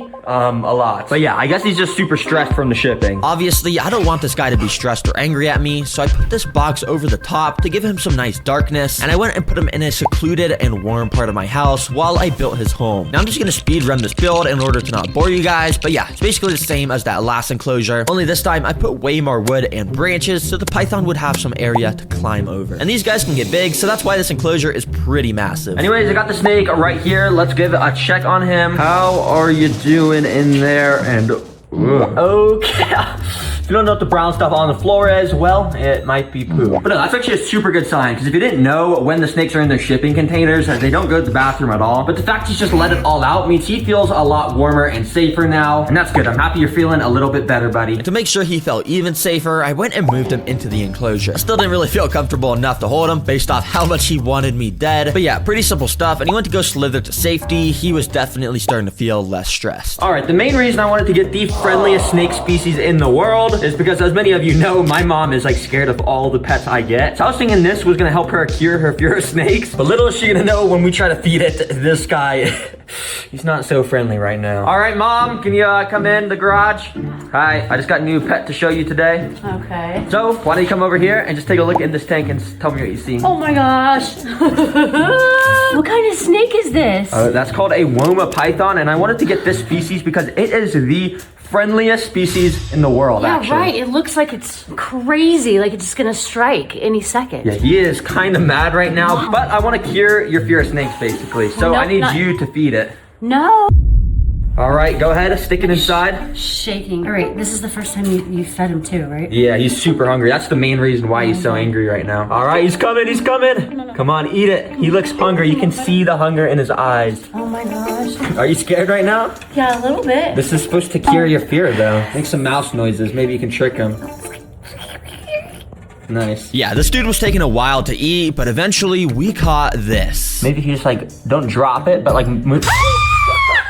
Oh Oh my god, dude, we're closing this now. We need to get a replay of that to see exactly what just happened because it was scary. But it looks like he's going to hide in his little hide, so I don't want to stress him out anymore if he's not that hungry. So yeah, thanks for trying to feed him though. But don't worry, literally as soon as later that day, this snake was feeling way more comfortable and he finally started to eat. Let's go. This is gonna be a sick pet, but it's not even gonna be nearly as cool as our final 2 snakes. Yes, sir. Next up, we got a $25,000 largest snake in the world. You see, this species is called giant reticulated pythons, and they are absurdly big, and if you can't already tell, I probably don't have enough space right here. I would literally have to transform my whole garage into an enclosure. That's why instead, to be able to see and learn about a $25,000 snake, I hopped on a plane and flew across the country to this amazing reptile zoo that supposedly has one of these insane snakes. Yo, what's up? I just traveled across the country because I heard you guys got some of the craziest snakes here. Is that true?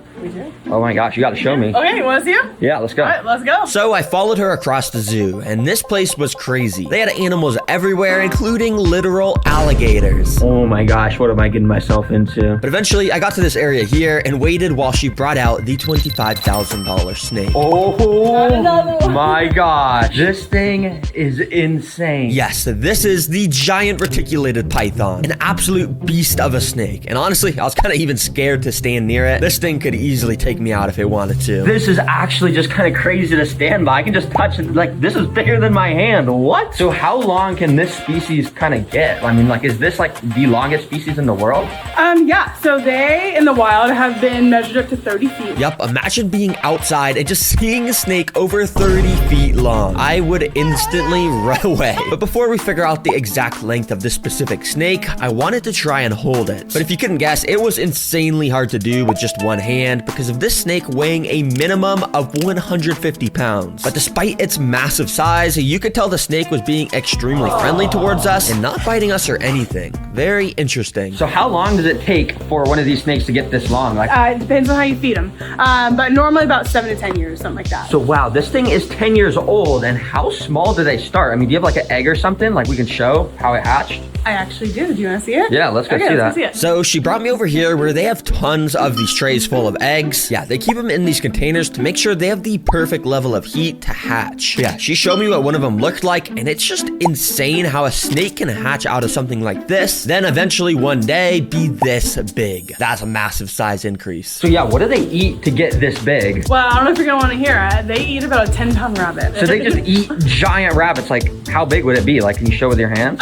It'd be like, it's a big size rabbit. Oh. Nah, so they really just slither around in the wild looking for innocent little rabbits, and then they pounce on it and absolutely devour it. Yeah, rest in peace to any rabbits that see snakes like this. But you see, what makes this species so good at hunting is they literally have these built-in heat sensors on their face. All of these tiny little holes on the upper lip of the python can track exactly where a live prey is, which basically just gives them wall hacks to see rabbits amongst tall, thick grass. And this snake, compared to everyday objects, is pretty cool because here it is next to a massive spray bottle. It is so much bigger. Then here it is next to a water bottle. Yep, pretty big. And of course, here it is next to the Terra Green snake plushie, which even though this awesome snake plushie is a whopping 36 inches long, even when this python is completely curled up, it kind of dwarfs the size of the plushie. But yeah, this thing curled up is approximately 56 inches long, but fully stretched out, this thing easily reaches over 20 feet. This is so cool. But the craziest thing is I've heard this is not even your guys' rarest snake, is it? Oh, nowhere near. Nowhere near. Oh my gosh. Can you show me? See it? Yeah. Okay, let's go so see it. over here. Yup, the $100,000 snake is also located at this reptile zoo. And guys, it's the two-headed snake. There's only a handful of two-headed snakes in existence, and this zoo doesn't only just have one or two. They have 3 two-headed snakes. So I waited here for her to bring out one for me to see. Wow, wait, so this is the two-headed snake you guys have, right? This is the two-headed snake. Oh my gosh, it's not gonna bite me, right? Nah, I don't. Oh! Yep, literally instantly, this snake tried to bite me, which is kind of a surprise because this specific snake actually knows me. About a year ago, I visited the guy who originally hatched this snake, and I made a whole video about it. But this zoo literally bought it from him, and a lot has changed about this snake, and I'm gonna show you guys some very interesting stuff. So the thing that's so interesting about these two-headed snakes is they have like 2 different personalities, is that right? Mm-hmm. They can, very much. There's usually a dominant and a non-dominant. And we can see how that was instantly demonstrated with this left dominant head literally just pulling the right head along as it just sat there. But super interestingly, sometimes the two heads will almost fight in which direction they want to go, which causes the two-head snake to just sit there, motionless, not moving at all. And here is some footage I recorded last year of this two-headed snake eating some mice. As you can see, both the heads struck at the mice at the same time, but only the left head was actually able to grab onto his mouse. And as that left head started to swallow, all of a sudden the right head decided to just grab on too, so now they were both eating the same mouse. But this could actually be bad for two-headed snakes, so the owner separated the heads, and he gave a separate mouse to the right head so they could both eat in peace. Pretty cool. Anyways, as you can see, this two-headed a dinosaur actually is, by doing stuff like taking it outside like a dog. Yeah, this video is crazy. But before any of that, I first have to wait for it to be delivered, which is going to take about a week. So in the meantime, let's build this thing its dream home with everything it could possibly want. And to do that, well, I've got a lot of stuff. I first put together the glass enclosure to build the dream home inside of. And anyways, now it's time to actually build the dream home, and to do that, there's 5 steps, starting with creating the background. To create the background, I sprayed a ton of foam all along the glass so I could stick a ton of wood to it. You see, I'm basically recreating a forest in here, since that's where frilled dragons live in the wild. And to complete the forest look, I covered it in a ton of dirt and wood chips so it'd look nice and natural, you know. As you can see, this tank is already looking very, very beautiful and natural with all that wood and dirt, but it's also looking a bit brown and lifeless too. So let's get to doing some more stuff, starting with the floor. Now, I know I was just complaining about everything being brown, but to make the floor, we do got to use some brown dirt, so yeah. The cheapest way to get a bunch of quality dirt is to use one of these compressed coconut fiber bricks, which may not seem like a lot of dirt, but if we add a huge tub of water to it, well, now it's a lot of dirt. Finally, I mixed in a bunch of other types of ground stuff, because that's what forest floors got, you know? Alright, this is starting to look almost like a forest, but we're still missing some key things. So let's move on to step 3, plants and decorations. Now, first of all, I've got 2 different types of moss, which to start, I'll use carpet moss, which comes conveniently packaged in this box. Now, I always thought moss was just like dead grass or something, but it's actually an alive organism that over time is going to grow and overtake the entire terrarium. Pretty cool. And I also spread a different type of moss around to add a little bit more variety in this tank. Now, this moss is absolutely fantastical. You know, it really brings the whole thing to life. But I'm gonna need way more plants if I'm gonna make this thing look like the dinosaur's actual habitat. Which means I'm gonna go get some actual plants with leaves and flowers on them and stuff like that. Yeah. So, of course, I got in my car to go to the best plant store in town. Bruh. Which, if you've seen my channel before, you already know where I'm going, baby. Place your item in the... Now, I had some people shaming me for going to Walmart for plants in a previous video, but clearly you guys don't understand the fantastical selection of plants they got. I mean, look at all these. Thanks, Walmart, for all these good plants.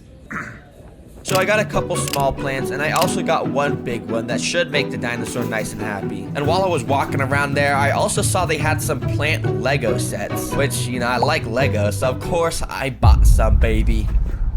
When I got home, I figured I should just build the Lego set real quick to see how those plants look. So I put that all together, and then I put each of the plants inside of the enclosure and check these out. Yo, this looks so cool. I'm just kidding, this actually looks pretty stupid. I don't know why I spent $50 on this. Get this trash out of here. Instead, I of course got out the plants I bought and planted them around the tank.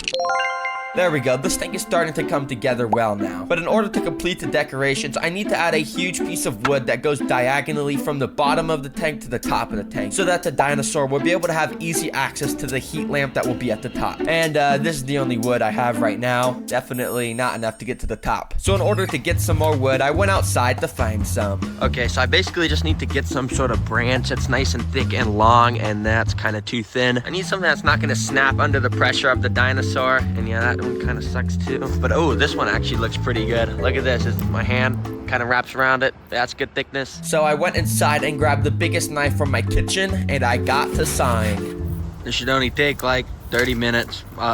I'll be done soon. Eventually, I was able to get this fantastical piece of wood that would work perfectly, so I quickly hosed it down to remove dirt and insects and stuff, and brought it back inside. After breaking it down so it would fit, I put it in place and covered the bottom with some more wood. And boom, the decorations are complete in here. But of course, I'm not just gonna leave the tank like this. We've got to first add in some technologies to make this the best enclosure ever, starting with some water technologies. The first water technology I got is this little box, which is actually an automatic humidifier. You see, frilled dragons need the humidity in their enclosure to be pretty high, and basically this, well, you know, it humidifies the enclosure by spraying water everywhere.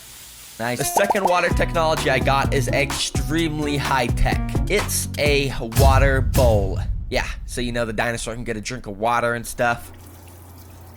Now, even though I added in this amazing water dish, frilled dragons actually never drink from it. They actually just use it as a bathroom. Yeah. So to allow the dinosaur to actually get a drink of water, I got out this water pump, put it in a container of water, and linked it up with some tubing. Now, when I turn it on, it creates this nice little flow of water, which frilled dragons will actually drink from. Well, now, there's just one more thing to build before I add the frilled dragon in, and that is heat. And basically what that means is I need to recreate the sun in this enclosure. To do that, I got a heavy-duty heat lamp and an expensive top-quality UV bulb that recreates the same UV rays that the sun does. I also got another lamp with a high-intensity heat bulb because frilled dragons like it to be extremely hot in their homes. To test the temperature, I hooked up a thermometer, and as you can see, it reached up to 100 degrees in the basking spot, which is perfect. Finally, I put a bit of aluminum foil on top to keep the heat and humidity inside. Okay, well, the frilled dragon's home is now complete, and well, it's time to add it inside. And the next day, I got a notification on my phone saying the package was ready for pickup. So I drove out to FedEx. All right, so I just got back from FedEx, and I just picked up this box, which is probably the frilled dragon. I mean, it says live animal. Hopefully, it didn't give me the wrong package. But anyways, I'm gonna take this thing inside and put it in the cage. And oh, there's some chickens right there. Bruh. I might gotta show these guys to the dinosaur. They're gonna be good friends. But before I do anything like that, let's just start by opening up this box. Oh my gosh, I can kind of see the dinosaur right now, and well, it's definitely a dinosaur. Now that I have the frilled dragon, I'm gonna find out if dinosaurs are actually good pets by doing stuff like feeding it, taking it outside, and even more. But first, let's get this guy in the enclosure. Now, this may not look like a dinosaur just yet, but that's because its thing on its neck only comes out on special occasions. But trust me, I will be showing you exactly what it looks like later in the video. Okay, well, the dinosaur is in its enclosure right now, and honestly, I'm still scared to get within a 5-foot radius of this thing. Like, I have no idea if this is as ferocious as those videos made it out to be, but I guess we're gonna find out. For now, I already know this guy is very hungry and thirsty from spending a day in that shipping container, and as you can see, his water bowl is already messed up because he was like jumping around and pooping in there like I thought he would. So to give him a drink of water, I turned my water pump on a very low setting, which made little drops of water fall above the dinosaur. Immediately, he started to stick out his tongue and take little sips of it, which is actually pretty cool to watch. Then he just started to bask in it like he was taking a shower. Dang, maybe this guy isn't as ferocious as I thought. He actually looks pretty chill right now. Now, to feed the frilled dragon, I asked the guy I bought it from which insect is the dinosaur's favorite, and he said crickets are one of the best. So, I got a bag of some pretty big crickets. Bruh, what are these guys all running around in here for? It's not like you guys gonna escape. They're just jumping around. Are you guys stupid? And literally immediately after I put a bunch of them in, the dinosaur started to go crazy, as you can see, jumping all around the enclosure to get a nice, juicy meal. And to show you just how cool it is when the frilled dragon hunts, I hired a professional nature documentary narrator to tell you what's going on. Look at this. In this small, recreated prehistoric world, a cricket enjoys a quiet meal of moss. But nearby, the frilled dragon, a creature with roots deep in ancient history, has spotted the movement. Suddenly, the dragon's head snaps towards the cricket. In an instant, it leaps forward, jaws closing around the cricket with precision. The cricket's meal is cut short, now being completely devoured by one of nature's best hunters. Now, as you can see, that was very cool, and the dinosaur is a very good hunter. So to rank how good of a pet this dinosaur is, I'm gonna rank a bunch of different factors, and because it was super cool watching this guy drink and eat, I'm gonna give Care a 9 out of 10. Yeah, 9 out of 10. That's a pretty good score. Good job, bro. But another important factor that goes into a pet being good is how friendly it is and whether or not it lets you handle it. Now, dogs are the perfect example of this. You know, they're super fluffy and nice, and they pretty much never bite you. Aww. But frilled dragons, on the other hand, yeah, I mean, based off the videos I've seen, they are not friendly at all. All right, this is the moment of truth. I'm gonna figure out if this guy's gonna let me hold him. And to make sure I don't get bit, I've got some hand protection, as you can see. I'm just gonna go start by trying to pet him. Okay, there we go. Okay, we're petting him, and it seems like he's chill with that. I'm just gonna be very gentle.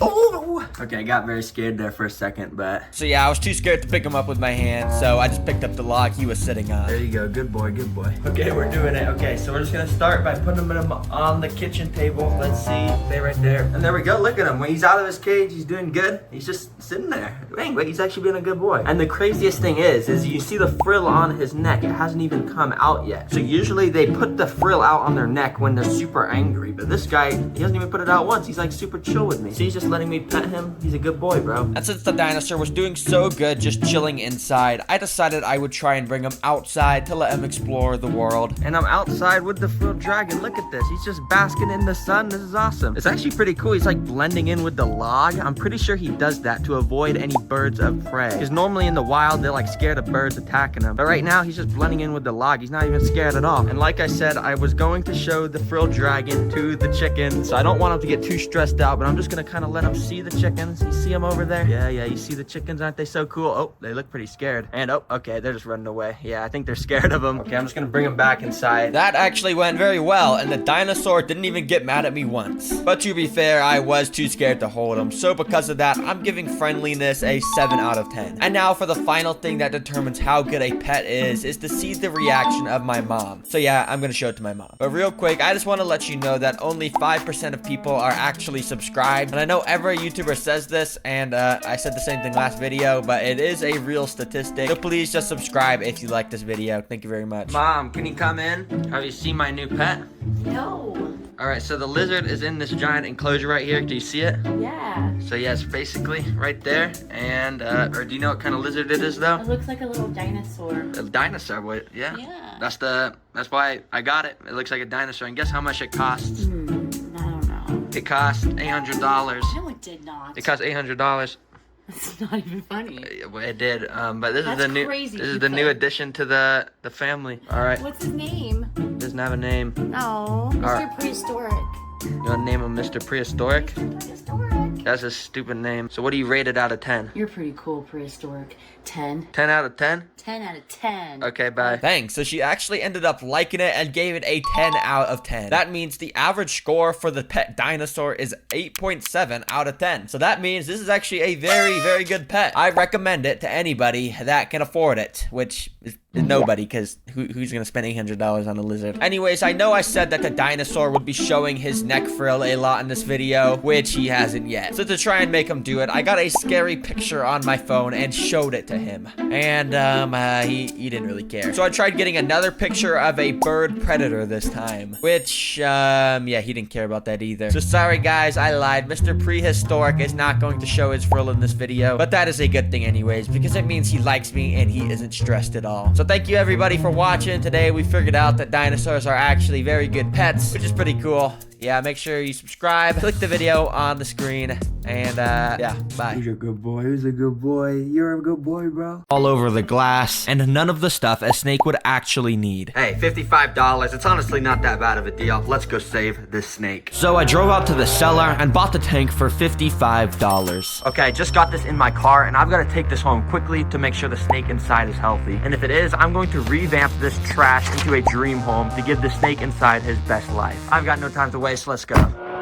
After getting it home, the first step was to, of course, remove the snake from the enclosure. So I have this tool to grab it. I really hope the snake in there isn't venomous. I have to be super careful. I obviously didn't want to get my hands anywhere near this enclosure since the snake could be anywhere, so I used the tool to try and take out as many of the objects as I could. And it didn't take long until when I moved this piece of paper towel, I saw a glimpse of the snake under it. Thankfully, after seeing it move, it looked like it was still in good health, so I picked it up to take a closer inspection. Okay, come on, snake. Let me get you in this temporary tank real quick. And after comparing the colors and pattern of the snake to a bunch of different species, I think I found out exactly what species it was. Okay, check this out. This is called a Kenyan sand boa, and this looks exactly like the one I got. Okay, if this is actually a Kenyan sand boa, that means it's not venomous, and I should actually be able to just go and pick it up. Are you gonna bite me? Now, at first, I was pretty scared to pick it up, but then I realized it was actually super chill and friendly and wouldn't bite me at all. Oh, look at this. Okay, from what I know, this species is actually a super super good pets. This is gonna be awesome. But the main reason I was so excited about this species is because they have this special ability to burrow themselves in the floor and pop out to strike prey when it walks by. And yeah, I'm gonna get to watch that happen. It's so cool. Anyways, first, to start this enclosure transformation process, step number 1 is to take out the ugly remaining decorations. Okay, I have no idea why there's all this random stuff in here, like a giant fake plant. This is not at all what sand boas need. So of course I gathered all of that up and threw it straight into the garbage bin where it belongs. Then that leaves us with this. This is so bad. There's just paper towels as the floor and a random pile of dirt. Yeah, sand boas need at least a couple inches of substrate for the floor so they can go in it and burrow. So this is definitely not good enough. Yeah, let's get this out of here. And like, why is there just random like red stains on this? Yeah, after taking the remaining dirt out, I had to finally get out a little razor and scrape off all these little piles of glue and dirt off the wall. I have no idea why they were there, but they're ugly, so they gotta go. Well, we're back to just the tank now, and this is where things get fun. You see, the first step to build the snake's dream home is to create the background. And to do that, I used some animal-safe spray foam to cover the entire back of the glass so I could attach rocks and sticks. You see, I want to create a mix of a desert and forest in this enclosure to sort of mimic the snake's natural habitat. And to complete that look, I covered the remaining foam in some sand and other foresty decorations like dirt. Alright, this background's looking pretty nice and foresty, but for step 2 of making this a dream home is to put the floor and decorations in. But before I can put any dirt in here, I first have to fill it with a bunch of these clay balls, and then cover those with some window screen. Now, if you're a terrarium expert, you already know what I'm doing. Basically, what I've built here will allow water to pass through just like that, but not dirt, essentially creating a drainage layer in here, which will stop mold from growing. So yeah, that's pretty good. Now, for the substrate mix that goes on top, we're only going to use a little bit of sand. You see, despite being called a sand boa, it's actually better for the species to have this wood chip stuff called cypress bedding make up most of the floor. But I also mixed in some other brown foresty stuff to make it a little bit softer. Finally, I poured a few inches of that inside and covered it in a thin layer of just dirt to make it less ugly. Now for the decorations, and as you can see, I got a ton of stuff. But I want to make this interesting to watch, so start the super cool, epic building decorations montage. Let's go.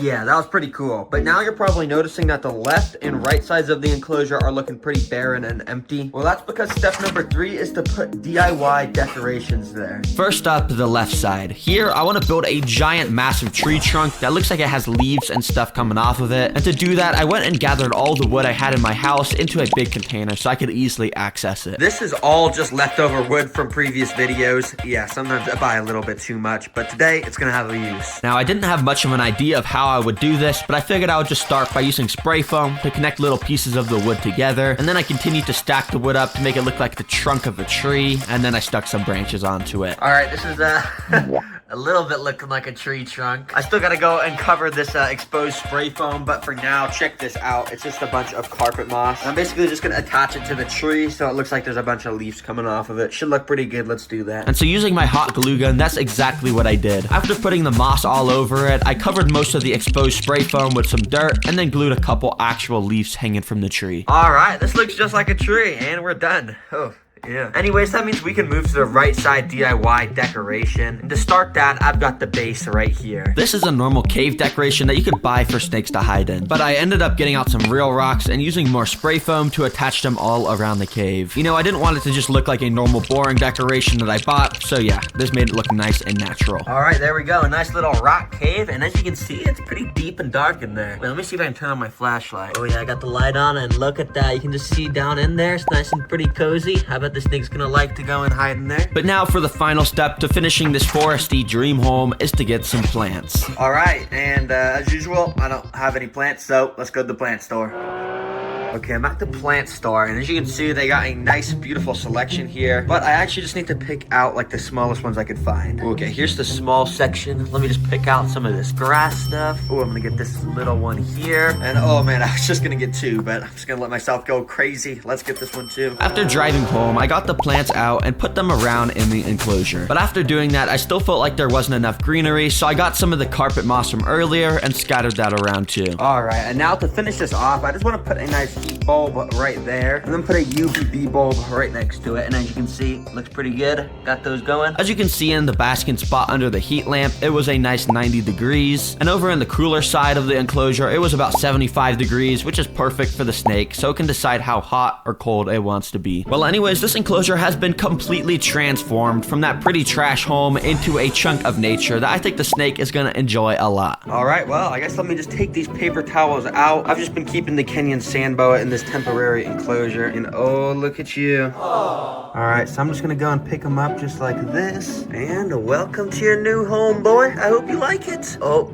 and he's just already going straight into the dirt. All right, I guess I'll see you later, man. Yeah, when I said these guys like to burrow in the floor, I really meant it. I don't know how long it's been since this guy's had the chance to be able to do it, but you can tell he was loving it. Bro, I don't even know where the snake went. Oh, wait, no, you can see its tail right there. But other than that, it's completely just disappeared. But if you look closely in this footage, you can see the dirt slightly moving around from where this guy was digging underground. Well, I want to get this guy fed right away since I don't know when he last ate. But yeah, I don't have any mice right now to feed it, so I got to go to the store to go buy them. Let's go.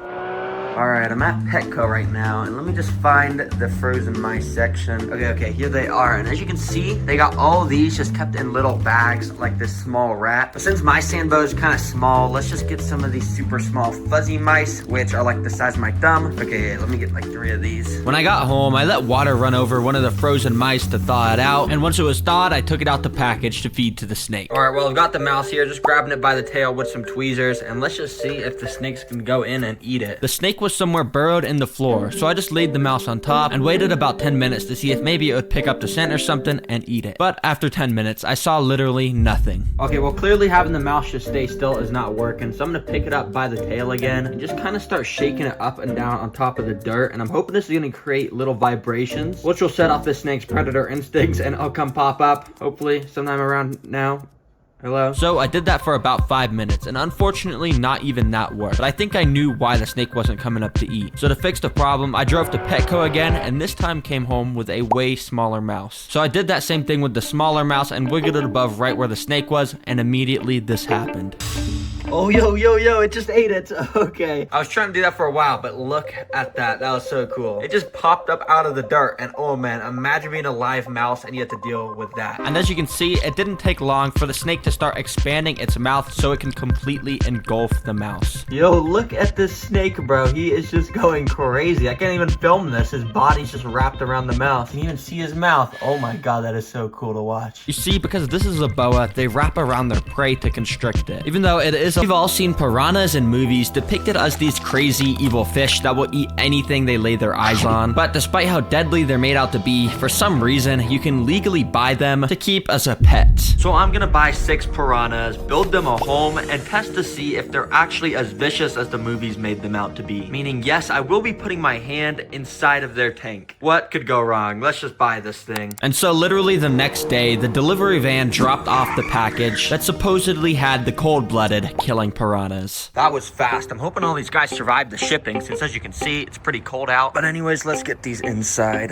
So I got out this 20-gallon tank I had laying around and filled it up with some cycled water. Then I cut open the tape on the box that had the piranhas inside. Oh shoot, bro. There is literally piranhas right under my hand. Let me take this bag out. And oh, I cannot believe I'm gonna be keeping these as pets. What the heck? Thankfully, every single piranha had survived the shipping, so I put all 6 of them into the tank. But when I put them in, I realized they were barely moving and definitely not acting like normal vicious piranhas. And look, I can literally drop a cricket into the water, and usually they would go crazy immediately eating that up, but check it out. No reaction at all. You see, the reason they're not moving is because they need a way bigger tank with all the right stuff inside. So I got out a new tank and filled it with 100 pounds of sand. We gotta do this because, of course, the first step is creating the floor and decorations. To continue this process, I started to use these sort of thin sticks and use a hot glue gun to hang them from the top of the enclosure. You see, these piranhas that I bought are red-bellied piranhas, which are supposedly the most vicious species, and they live in the Amazon River over where there's all these roots and stuff hanging in the water. So that's what I'm trying to recreate in here with this. Anyways, next up, it was time to use even more wood. You see, this time I want to stack up some thicker wood to make it look like a massive tree trunk is growing from out of the water. So I actually took the wood out and used some water-safe spray foam to connect all the pieces together with some branches coming off of them. And then once all the spray foam and stuff on it has dried, we just plop it in there like that. And boom, there we go. Check it out. You can even see the roots and stuff. It's pretty cool. It looks like a tree, but there's still a bit more decorations we have to put inside of here. First of all, you guessed it, just some more wood randomly scattered around, but then some rocks because pretty much every Amazon riverbed has them. And finally, some pebbles like this, which I dropped around the enclosure, and some even tinier little pebbles, which I also dropped around the enclosure, which makes the sand across the whole thing look a little more realistic. Well, I'd say this is a pretty good start to the base of the tank, but now it's time for the fun part. Let's go get some aquatic plants for this.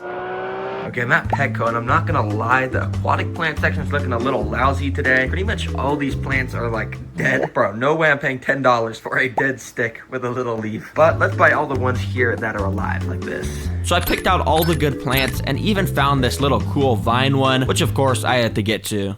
So I drove home and got all the plants out. Oh man, this is already the most plants I've gotten for a video, and that's not even including this big bag of leftover plants Petco had.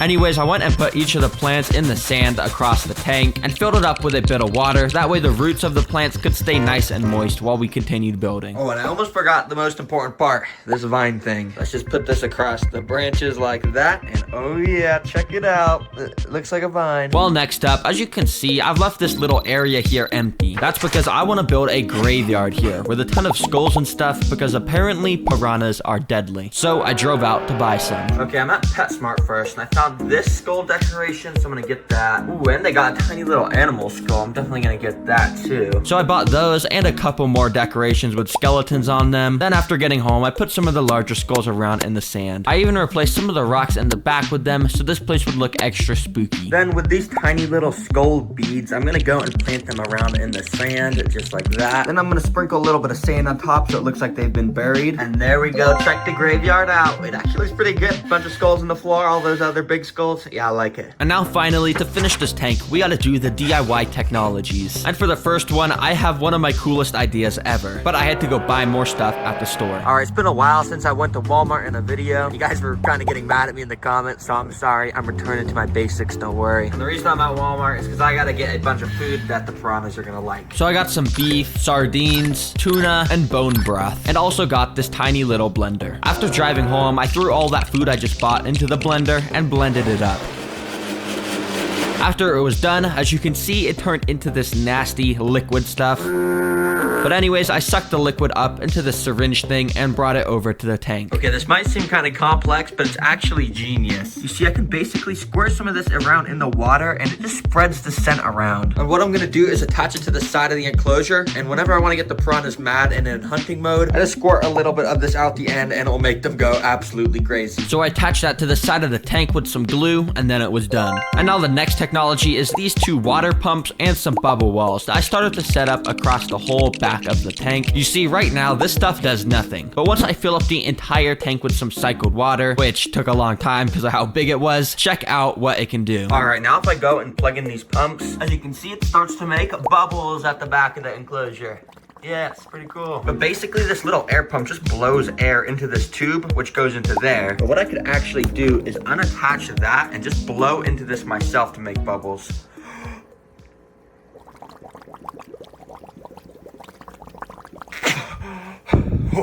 That was cool. Anyways, the last technology is this little fish. I'm just kidding. I've actually already shown this in a video before. So what I've got is the upgraded version. Yeah, this one's way bigger and way cooler. Which, as you can see, if I just go and put it in the water like this, it starts to swim around like a normal fish. And yeah, I just think it'd be funny if I maybe tested the piranhas to see if they try to eat it or something. Anyways, this tank is now complete. And speaking of the piranhas, it's time to get them inside. Okay, I'm gonna try my best to not get bit here. Oh, no. So I grabbed the temporary tank they were in and brought it over to their new home so I could scoop them out. Okay, they definitely look more aggressive than the first time I did this, but I'm just gonna carefully scoop one guy out just like that. Oh shoot, he's mad, but I'm just gonna put him into the new tank, and there you go. Be free, my friend. New home. So I did that same process with the other 5, and there we go. The piranhas were in their new home. And as you could guess, immediately they packed up like piranhas do and looked as though they were already on the hunt for food once again. Well, these piranhas look pretty hungry, I'm not gonna lie, or maybe piranhas are just always hungry. So now I'm gonna feed them the first of 5 different food sources to see which they like the most, the first of which being mealworms. And before feeding them the mealworms, if you remember, I had this pipe with the delicious juice inside, which I went and squirted inside to let the piranhas know it was feeding time. And as you could guess, they immediately started to go up and eat it, which kind of made a mess, but yeah, they were loving it. Oh my gosh, do you see that? They're all gathering around the little area where I just put it in. So now that they were ready, I dropped in the mealworms and one started to sink down. 2 of the piranhas noticed it and kind of took nibbles at it, but they were kind of just playing around with it more than they were actually eating it. And that same thing kept happening with most of mealworms, but that was until I saw this, where 3 of them took turns devouring it up, and yeah, this one actually got eaten. Okay, well, mealworms, I'm gonna give about like a 2 out of 10 on how much the piranhas like them. But as you can see, second on the list, we're gonna be feeding them crickets. Now, if you remember at the start, the piranhas wanted nothing to do with the crickets, but let's see how they'll react now that they're in this new tank. So I dropped in just one, and because it was just floating there, I grabbed it with tweezers to show the piranhas. Instantly, you could see they picked up the memo that this was alive, and they sort of started to nibble it like the mealworms. But not even a single piranha actually took a big enough bite to eat this cricket. Okay, that was pretty bad. The crickets, I'm gonna give it a 1 out of 10 because the mealworms, they at least did eat some of them. I guess these piranhas just don't really like insects, so that's why I'm gonna rapid fire the next 2 off. Here you can see I've got salmon and ground beef, which is a lot more smelly. They better like this. I started by waving the salmon around in the water until the piranhas noticed it, and once a few started to come up and nibble it, I accidentally dropped it into the sand where all the rest of the piranhas came swimming up. They huddled around it like a pack of hyenas and started to actually take little chunks out of the piece for them to eat. So I did the same thing with the ground beef and held it in the water. And this time the piranhas were even more interested, and instantly the entire pack huddled around it and took turns taking their bites out of it. I even noticed that the scraps of it had fallen onto the floor and were getting surrounded by the piranhas too. Well, dang, I'm gonna give the salmon an 8 out of 10 and the ground beef a 9.5 out of 10. Yeah, they loved that so much, but that doesn't mean I gotta do my hand now. I said I would do it in the intro, so,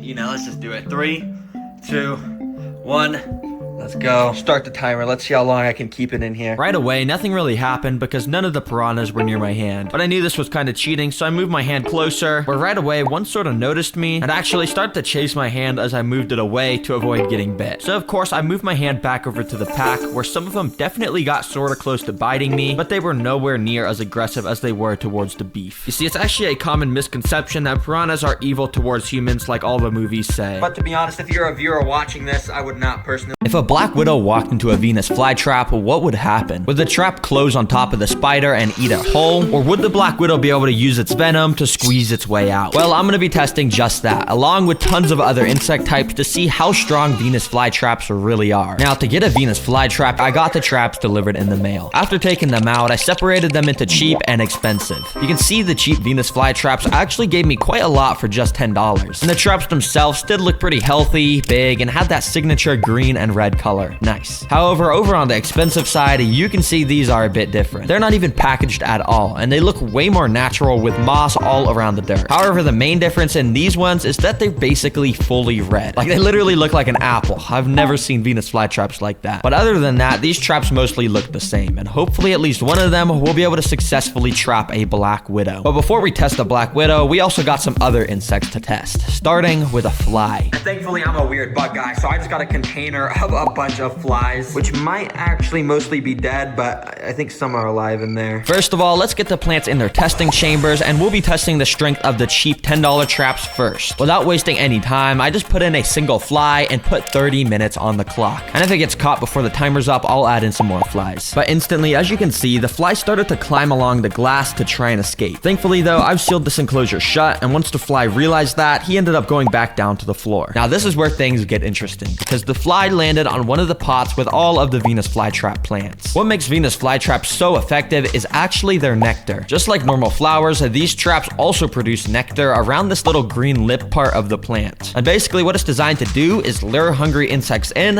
and while they're eating the plant, of course, it shuts. But I guess because these plants are so cheap, they didn't have very much of that nectar, because after standing around for like a minute, the fly just flew away without even stepping in any of the jaws. And from there on out, the fly basically drained the 30-minute timer down all the way to 3 minutes by just standing on the glass. However, eventually he decided to explore near the cheap Venus flytraps once again. And this time he got a little bit too close because he stepped onto one of the traps and it could literally close on him right now. But the trap took a second too long and the fly was able to fly out once it sensed the movement. You see, Venus flytraps have a very interesting system for how they detect prey and activate their jaws, which I'll go more in depth with when the trap actually traps an insect. For now, the fly just sort of walked around on the dirt for the rest of the timer, and well, the cheap trap was a fail. Thankfully, over on the right, we got the expensive one though, worth 10 times more, and this should have a much better result. So I put in a new fly, and let's get the timer started to see how quickly this guy gets caught. Now, I'm not gonna lie, this fly was a bit crazier than that first one, because for the first 3 minutes, he literally just flew around the entire enclosure like he was insane, just hitting all the glass trying to escape. But after he tired himself out, it was time for the Venus flytraps to do their thing. Instantly, you can tell the fly was way more drawn to the traps, as these expensive ones have a much stronger, more smelly nectar. And that was proven because right after, the fly walked in one of the traps. But quickly, it walked out right as the trap closed. Yeah, you can see in this instant replay, the trap may have missed the fly, but comparing the cheap and expensive traps, the expensive one closes way faster. And only a minute later, the fly was still chilling near the traps. And this time, the nectar caught him off guard, because he walked onto the trap and put his face straight up to the lip of the plant where it was. And well, yeah, the video is paused right now, but you could probably tell what's about to happen. Just like that, the trap got a perfect close on the fly. You see, every single Venus flytrap has these super tiny trigger hairs inside of the jaws. And when a bug or something touches more than 2 of them, the trap starts to close. And these expensive ones are able to close so quickly that they catch most of the prey that steps inside. You can see slight bits of movement inside over the next 20 minutes, but over the next few days, the trap is going to release a type of acid on the fly to digest it down and grow even stronger. Well, it only took 5 minutes for that to trap the fly, and the cheap one didn't catch any. So the expensive one definitely takes home the win, and I think I'm gonna have to rate him a 3 out of 10 for how entertaining it was to watch. And I just say that because the next 2 insects should be way more interesting, especially the black widow. I have no idea what's gonna happen with that. Anyway, second up though, we got crickets to test. Thankfully, crickets can't fly or climb glass, so they should be way easier to catch. And after letting one loose in the cheap enclosure, I put 30 minutes on the clock. Let's see what happens. Now, for the first little while, the cricket spent most of its time just walking on the dirt along the side of the glass to, of course, try and find an escape. Because let's be real, every cricket that sees me on this channel knows it's about to get eaten. He did not want to be in here. But after 5 minutes, he made his first approach to the traps. And one thing I should probably say is that the crickets are way more attracted to nectar, as it's a primary part in their diet. And that was shown because soon after, the cricket started to climb on the outside of the jaws of this trap. And right after that, I actually realized the cricket had stepped inside one of the traps, and it sort of looked like it was drinking nectar. But hello, Venus flytrap, there's a cricket standing inside of you right now. Are you gonna close? Yeah, the cricket really just stood there for 30 seconds, and when it was finished drinking the nectar, it started to walk out, and then finally the trap closed. Good job, bro. You were only a minute late at closing. I guess the cricket must have just not hit a trigger hair inside until the very end, which is why that happened. Anyways, nothing really new happened up until 15 minutes left on the clock, when I decided I wanted to add in 3 more crickets to make this more interesting. And while these guys all ran around the enclosure, I closely watched them to see if any would step inside any of the traps. And at 5 minutes left, this happened. You see, this cricket started to walk up the stem of this trap. Then he walked inside, realized it was a dead end, and tried to turn around. But it was too late because the trap closed on him, leaving him half stuck inside. So I literally just got some time-lapse footage of this guy to see if he'd be able to escape. And actually, while I was recording that, another cricket below also stepped into one of the traps. And he also got half of his body stuck inside. Thankfully, this cricket was able to use some of the stuff around him to pry himself out of the trap. However, I don't know if this guy will be able to do the same, since he's in the air and has nothing to grab onto. So I guess I'll just leave you here. Sorry, boy. Good luck. But anyways, that concludes the timer, and I would call this a half success for the cheap plants this time. But oh boy, am I excited to do this with the expensive traps. I didn't want to waste any time, so I put in 1 cricket. And this time, the cricket instantly walked towards the traps, like within a couple seconds. And he started to just play with his life, because he would just be walking through the plants like this, narrowly escaping the insane speed of these expensive Venus flytraps. Now, only a few minutes later, the cricket Cricket once again walked into a Venus flytrap. This time, he managed to dodge all the trigger hairs and he put his mouth up to the lip of the plant to drink some nectar. But yeah, the second he started moving again, he wasn't so lucky because the trap got an absolutely perfect close on him. And well, it only took 7 minutes for the expensive traps to fully capture a cricket. So once again, I'm gonna have to give the win to expensive. And I think I'm gonna rate that a 6 out of 10 for entertainment because way more traps closed, which was fun to watch. But you already know what time it is. It is a Black Widow o'clock. Yeah, it's time to test the Black Widows now. Now, I've never actually just seen a Black Widow walking around where I live. I don't know why. I guess they just don't have them here in my state. So the only way to get one was to get out the laptop and find a website selling them. I ended up finding a good listing on this website, so I bought some, and the next day they got delivered to my house. As you can see, I bought a pretty good amount of these guys, and as you can probably also see, they're super creepy. They got that signature glossy black color, a massive abdomen, and of course, they got the red hourglasses on the back of that abdomen to let you know they're extremely venomous. In fact, something I just learned about these guys is their venom is actually 15 times more potent than rattlesnake venom. That's why when I opened the container to get a closer look, I got extremely scared when they started running away straight towards me. Bro, that Black Widow just ran out of here. He webbed down the side of the table and just started running around the floor. But don't worry, I actually scooped him up into this box I had laying around. I'm pretty scared of Black Widows. Anyways, I went and put one of the Black Widows inside the cheap trap enclosure and got 30 minutes on the clock. This is about to get interesting. Let's see what happens. Right away, the Black Widow made her way towards the traps. Now, Black Widows are a lot slower than crickets and flies, so if this spider steps inside a trap, there's a high likelihood of it getting caught. And while nothing really happened for the first couple of minutes, eventually the spider started to walk along the tops of some of the traps. You can see Black Widows are very meticulous with their movement, and it would very carefully place its legs above the trap, making sure not to step inside. But even with that, the spider was playing a dangerous game because all it needed was one bad step. Anyways, about 15 minutes later, I noticed that the spider had actually started to spin a little bit of silk, and maybe it was planning on building its web here. But unfortunately, she would never get the chance to finish because she took a wrong turn into the Venus flytrap, and well, it closed straight on her. Almost perfectly. However, there was still some legs sticking out. To be honest, it didn't look good for the Black Widow, and besides a few leg twitches, it looked like the spider had just lost to the Venus flytrap. And if you thought that was cool, well, you gotta see the expensive Venus flytraps because right after putting the Black Widow in, he instantly walked up to a Venus flytrap. And literally within the first 30 seconds of the timer, he stepped inside one of the traps, ducked down a little bit too much, and the trap closed on him within an instant. In my opinion, this one was even cooler to watch. And yeah, his legs were also just stuck sticking out of the sides of the trap. And well, hopefully that answers the question. Venus flytraps do beat Black Widows. This is an Asian forest scorpion.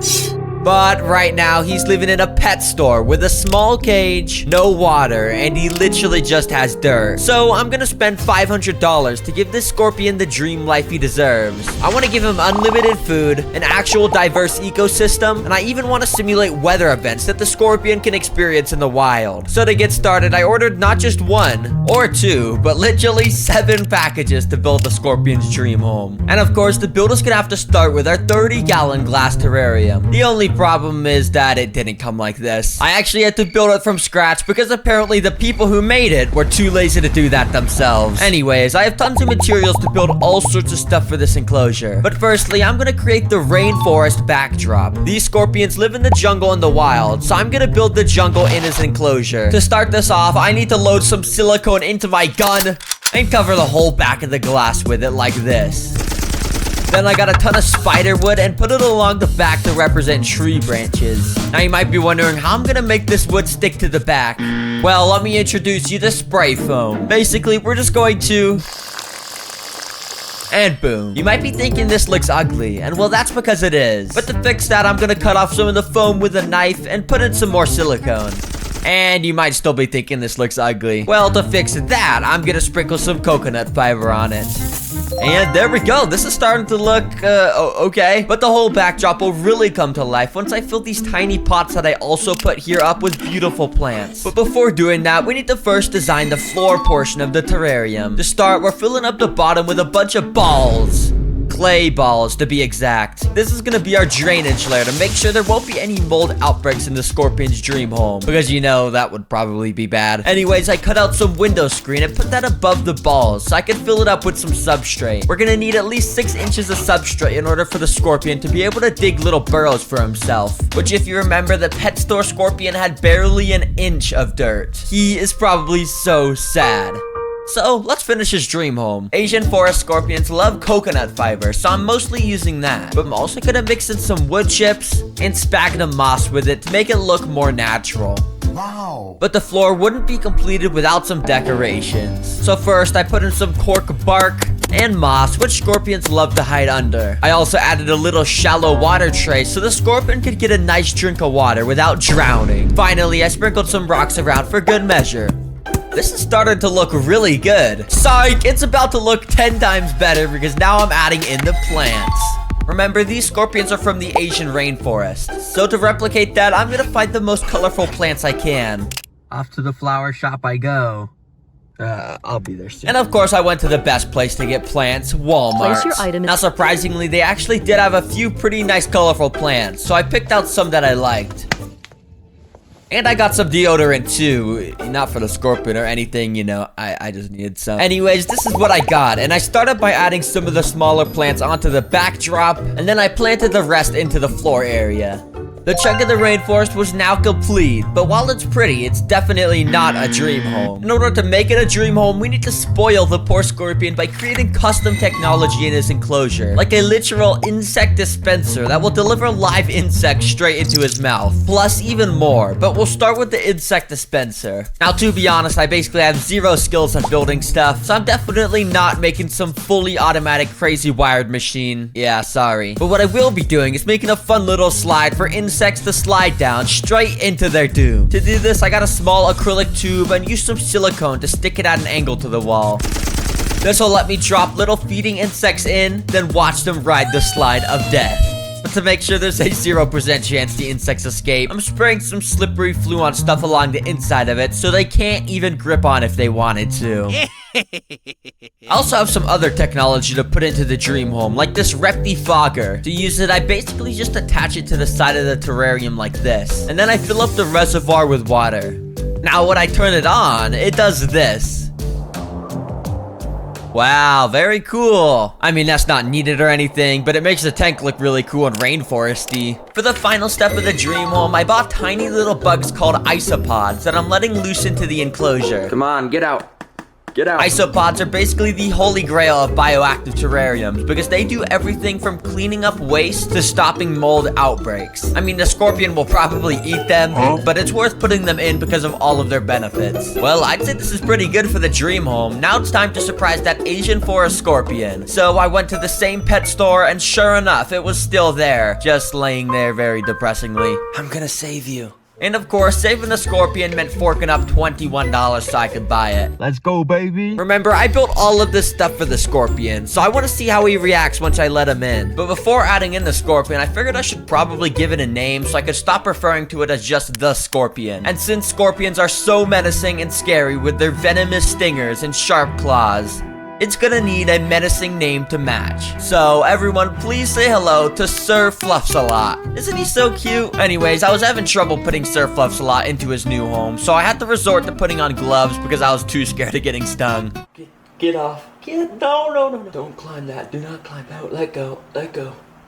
Eventually, I was able to push him out into his dream home, and he absolutely loved it. Okay, to be fair, I don't know if he actually loved it, but he probably did, because he was, like, walking around and stuff.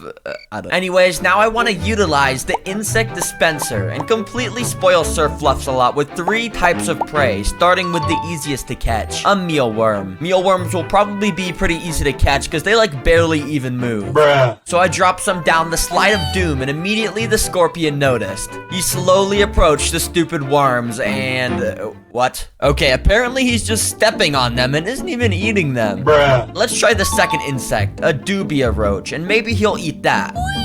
Roaches move around a lot more than mealworms, so this may activate Sir Fluffsalot predator instincts more. The dubia roaches scurried in towards the center of the ecosystem, right where the scorpion was resting. And apparently this roach here is extremely stupid, because he literally walked over to the scorpion and started to climb on it. Sir Fluffsalot tried to warn the roach by giving it a little kick, but the roach didn't really understand that it was standing right next to its death right now, and literally tried to climb into the scorpion's mouth. But despite all of this, Sir Fluffsalot simply did not attack or eat the dubia roach. So I did some research to try and figure out why. And, oh, I'm stupid. You see, scorpions are nocturnal, so most of the day they actually spend sleeping and typically prefer to only hunt at night. And honestly, I don't understand why scorpions get to sleep the whole day, because when I sleep the whole day, I get called lazy and unproductive. But that's besides the point. It seems like Sir Fluffsalot was just trying to get some sleep. So instead, I waited until night and then dropped the final and juiciest prey in, crickets. Now Fluffy was ready to hunt. You may not see him now, but that's because he's sitting in his evil lair right behind a branch. I'm pretty sure he's waiting for innocent prey to stumble into a little hole he dug out right here, and then he'll kill them. Or maybe he's just still sleeping. But after a little while, a clueless cricket walked straight into it and couldn't get out. The cricket thought he was safe, but little did he know that the apex predator Sir Fluffsalot was watching his every move. When the time was right, Sir Fluffsalot leaped in and killed the cricket.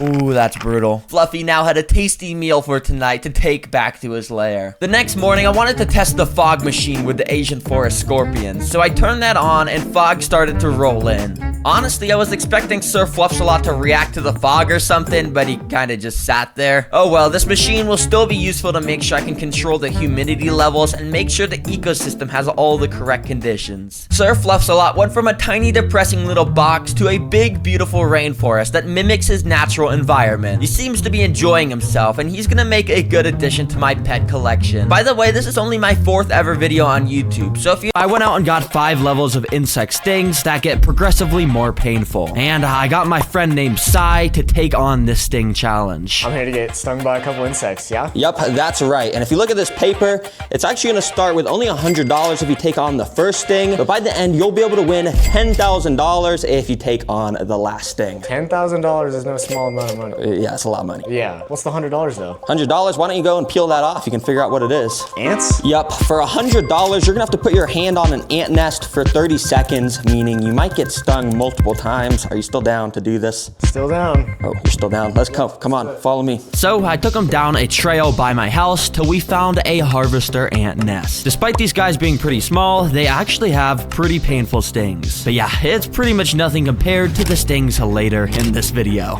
For $100, put your hand on the ant nest in 3, 2, 1. Now, Sai has to keep his hand here for 45 seconds to win, but unfortunately it wasn't looking good for him because immediately workers started to swarm onto his hand. It's super tickly. I haven't gotten bitten yet. No stings or anything? Not yet. You're straight up on their nest and they're not even defending it. These ants suck. But oh boy, did things quickly start escalating, because out of nowhere, like 15 more ants started swarming onto his hand to investigate what it was. Still not stinging it though. Do you feel anything? It's just super tickly. I don't know if I haven't felt anything sharp just yet. And I was thinking he wasn't gonna get stung at all as the timer started to run out. 3, 2, 1, and...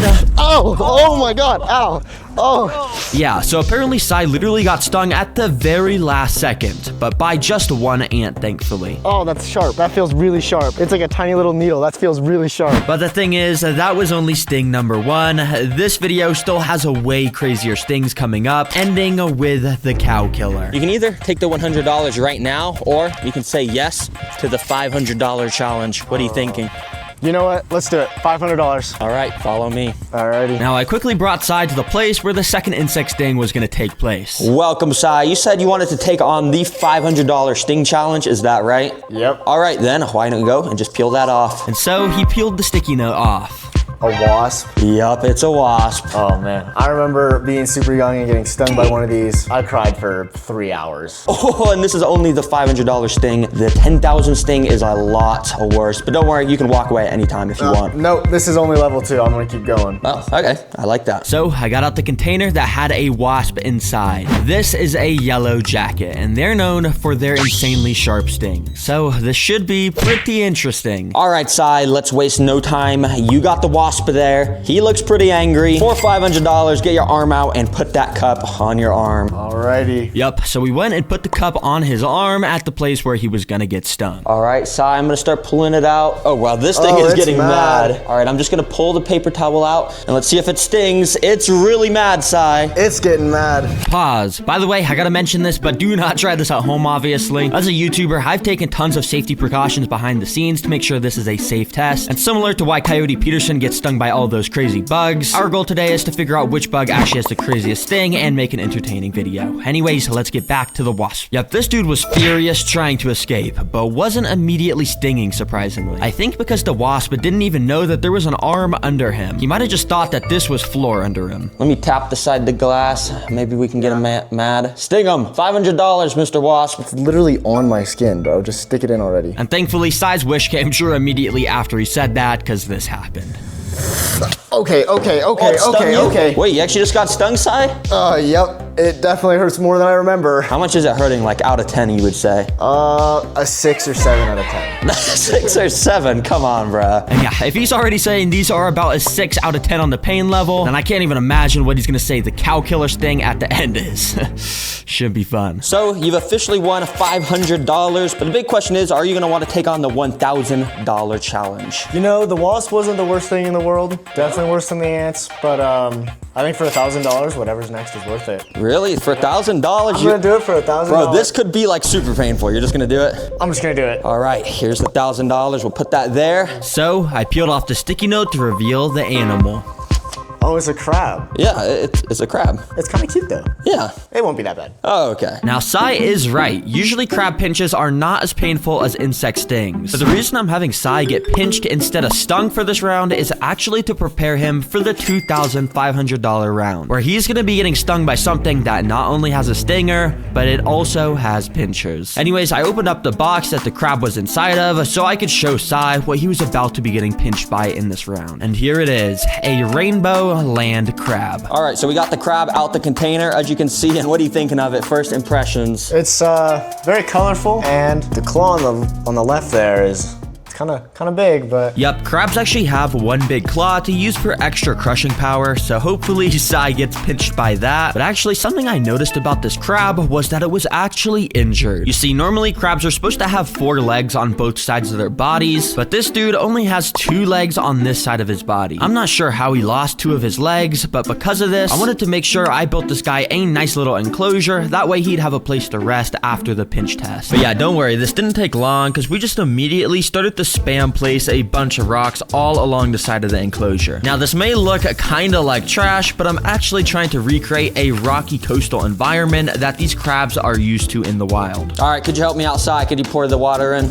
yeah, I got you. Let's get this crab a nice home. Oh, yeah, yep, get that water in. Yep, you're pretty good at this. He's swimming forever. After we got the water in, I started to scatter around some of these random decorations, and obviously I planted some plants in the water, cause it wouldn't be a terra green enclosure without some. Finally, I put some final technology in, like a filter and a water heater, so we could have this build finished. Anyways, yeah, we quickly introduced this crab into the enclosure, and it seemed like he liked it. And he immediately found some nice little places to hide at. But obviously, Sai has a $1,000 to win. Let's do this test. All right, Sai, for $1,000, you can go ahead and take the crab out of the container and, yeah, you can just get pinched. Do it however you want. Just take it out. Let's see how it goes. All right, you're just gonna let it crawl out. Let's see this. So yeah, immediately the crab ran straight up to Sai's finger, and it looked like he meant business. But Sai actually thought the best way to do this test would be to pick up the crab. So yeah, that's what he did. All right, so you got a hold of it. That's a pretty smart move, but all right, his pinchers are ready. All right, let's do it. Go ahead. So Sai started to put his finger up to the claw of the crab, and the crab started to give the most vicious, brutal pinch of all time, as you can see. I'm just kidding. It was barely pinching. What are you feeling? Not much. I mean, he's kind of just sleeping, it seems like. Bro, what is this crab doing? You're holding him in his hand, like, and he's just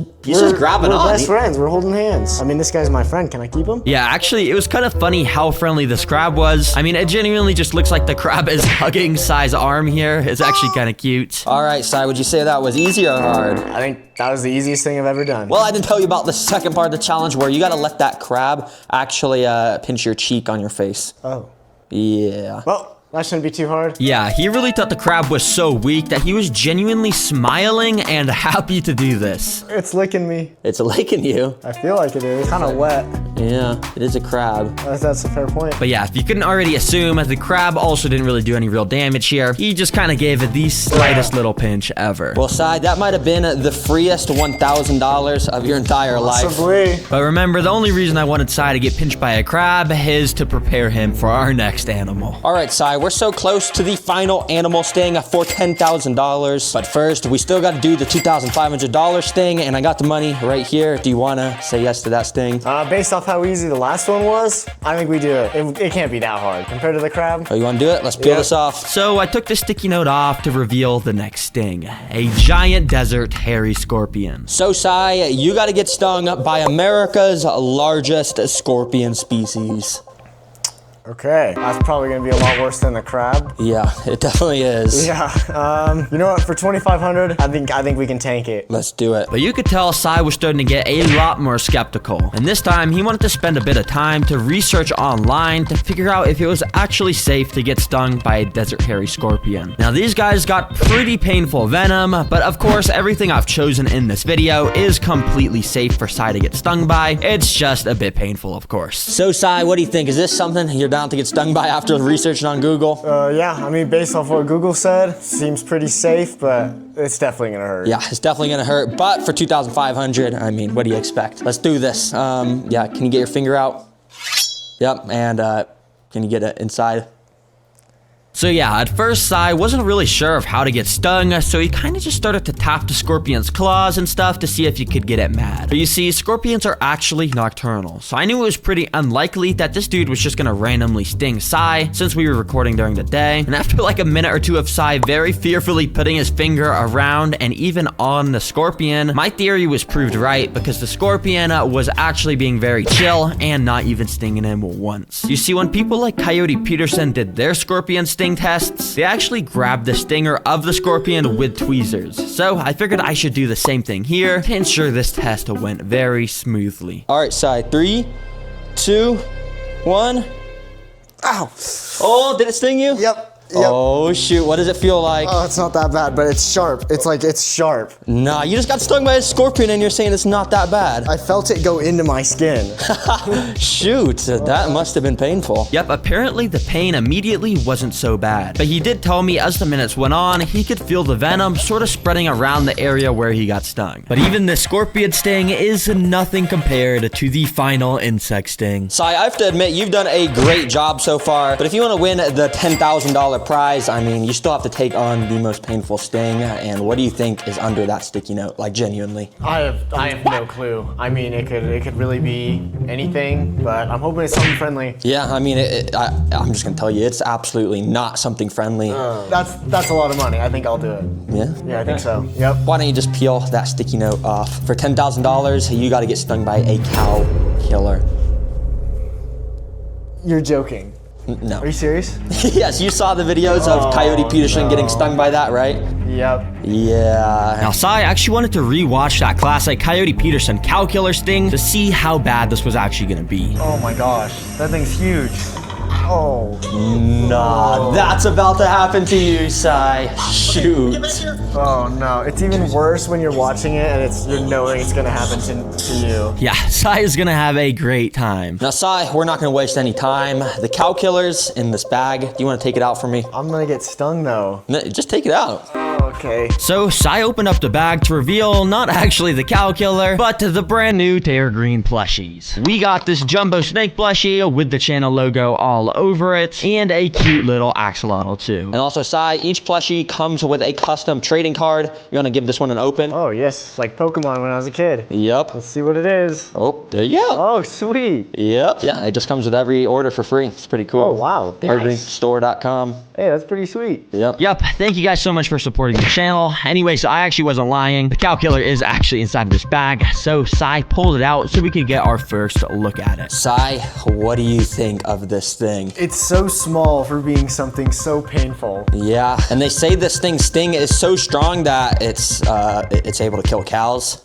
Is that real? Well, no, these things have actually never actually harmed someone. They're just extremely painful, so there's nothing for you to worry about. That's good then. Yeah. So I went and picked this thing up with some tweezers, and mine is a bit small, so it's hard to see, but if you look very closely, you can actually see the stinger here retracting in and out. Cow killers have the longest stingers in the world, so they can inject their venom super deep into the victim. All right, Sai, we're just gonna jump straight into this. I got it here, I'm not gonna lie. I'm just gonna put this on your arm right now. Okay, I'm really scared. This is gonna hurt. This is gonna really hurt. All right, $10,000. That's a lot of Terra Green plushies.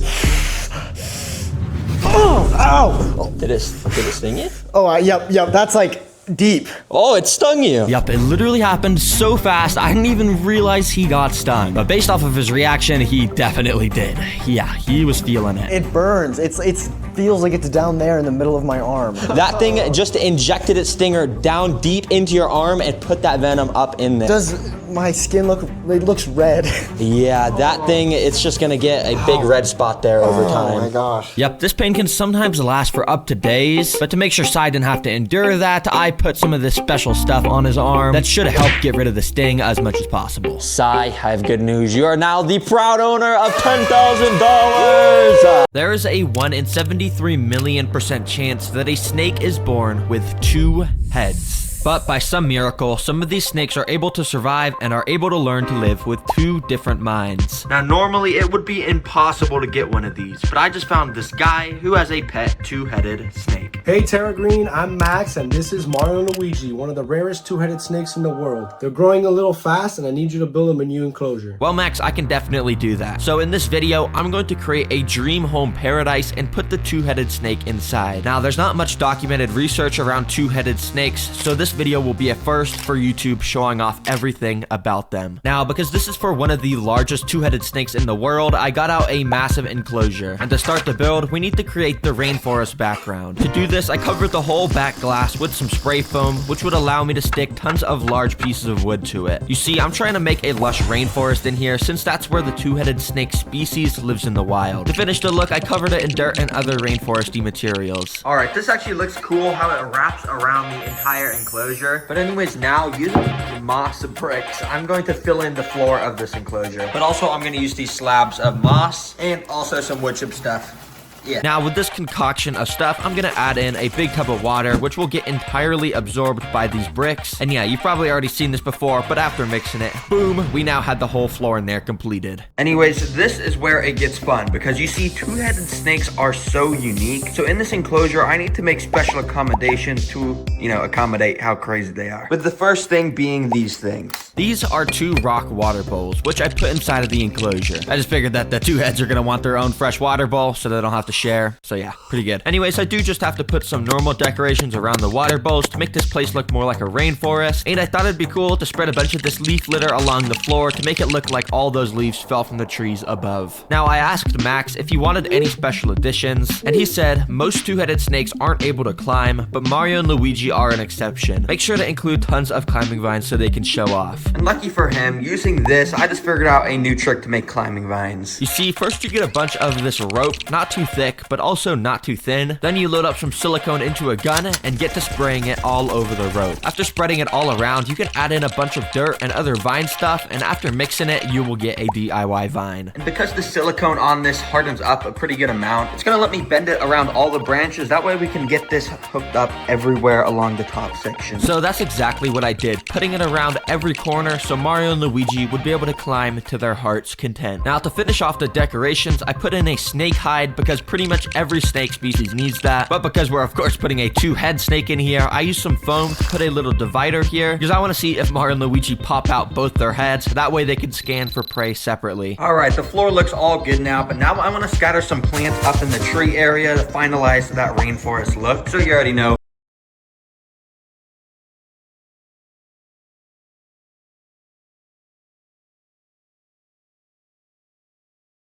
I'm gonna pick out some of these colorful ones. Let me get some of these green ones. And oh man, this is just amazing. So I went around and picked out the coolest ones I could find and then checked them out. When I got home, I of course got them out and scattered them all around the upper and lower parts of the enclosure. And then using my hot glue gun, I attached tons of draping vines and even got out some moss like I do in all my enclosures to glue around everywhere as well. Okay, this place is super green and luscious now. It looks really good. But to finish it off, we gotta put some technology into this enclosure. First of all, this thing, which is a rainforest spray system, so we can make this really into a rainforest. It was pretty easy to set up. I just attached the sprayers in the corner and used some glue to cover the water tubing. And now when you go down here and click the button I attached to the side of the enclosure, boom, shakalaka, it's now raining. Pretty cool. Okay, the next technology is just a simple LED light strip, which I attached to the top of the enclosure and plugged in. It isn't anything too crazy, but I just think the pink at the top contrasts pretty well with all the green around the enclosure. So yeah, I like it. Looks good. Well, now that I'm done with this rainforest enclosure, I can now be one of the first YouTubers to show off such an insane, never seen before creature. Well, Max lives in another city, so the next day he drove a couple hours to come pick me and the enclosure up so we could of course put the snake inside. Yo, what's up? What's up, dude? Max, the man, the myth, the legend. You are the person that probably owns the top 5 like rarest snakes in the world, right? I guess so, yeah. Yeah, the 2-headed snake. Well, anyways, let's not waste any time. Just check out this enclosure I built for them. Alright, already this exceeds my expectation completely. Yeah, really? You like it? Yeah, dude, this is awesome. Yeah, I tried to make it look like just like a crazy rainforest. You know, all the plants green everywhere. Oh my god. All right, but I did forget one thing actually. Right under this towel, come take a look at this. Okay. Mario and Luigi little figures. Alright, I like that. Where should we put them? Just right there? Yeah, I guess. Yeah. You want them together or you want them separate? I guess the snakes are together, right? That's true, yeah. All right. Alright, I can't. This looks so cool. Let's get it back to my place. Yeah, let's go put those 2-headed snakes in. Yeah, let's put Mario and Luigi in. So we got the enclosure in his car and drove a few hours back to his house. All right, we're here. Let's go inside. I can't wait to see that 2-headed snake. Let's actually get that in right away. After bringing it inside, I set up the camera stuff and got the enclosure ready while Max went to pick up Mario and Luigi. Alright, come over here. I want to show you something. Oh, you want to show me something? Is Mario and Luigi in here? Yeah, but before I show you them, I want you to realize how rare they are and how special they are, like that they're still alive. What Max did is he pulled out the container that actually had the mom that gave birth to the 2-headed snake, and he told me normally for a 2-headed snake to be born, a snake's egg has the chance for twins to be inside, but then there's a super rare chance that there's a birth defect that causes the twins to only partially split, causing it to have 2 different snake heads in one body. The reason why Mario and Luigi are way crazier is because they're boas and they give live birth. So that's a boa and that gives live birth? Yes. Meaning all the stuff that we just explained happens in the mother's stomach. So yeah, one day this mom just gave birth to a 2-headed snake. And as you can see in these pictures, it's a little disgusting when they're born, a bunch of slime and stuff everywhere. But despite all odds, Mario and Luigi were born that day and were perfectly functioning as a normal snake. Okay, that's cool and all, but let's get to the reason why we're all here. Where's Mario and Luigi? Are they in here? Alright, yes they are. Okay. So we got the 2-headed snake's current enclosure out, and immediately we opened up the lid to reveal the beauty inside. Mario and Luigi right there in front of my eyes, just chilling around. This is something that shouldn't exist in this species. 2 heads in one body. Oh my gosh, this is crazy. This thing is like majestical. If you think that's crazy, wait till we feed them. Watching them eat live is crazy. And yes, eating with 2 heads means sometimes they will both separately try to eat the same food. And it's one of the most interesting things in all of nature. But as you can see, Max has been keeping them in this enclosure. And while it may look basic, it's actually not bad. 2-head snakes are super delicate creatures, and it's best not to have anything too complex in the place where they sleep. But he had me build this rainforest so we could document what 2-head snakes do in the wild. All right, so why don't we just get these in the enclosure? Alright, let's do it. Okay, you're just gonna go straight and pick it up. Okay. You're not even scared of getting bit at all? I mean, it could happen, but once you pick them up, they calm down. They realize that you mean no harm. Oh, that's cool. Oh man, they're chill. They're just sitting there.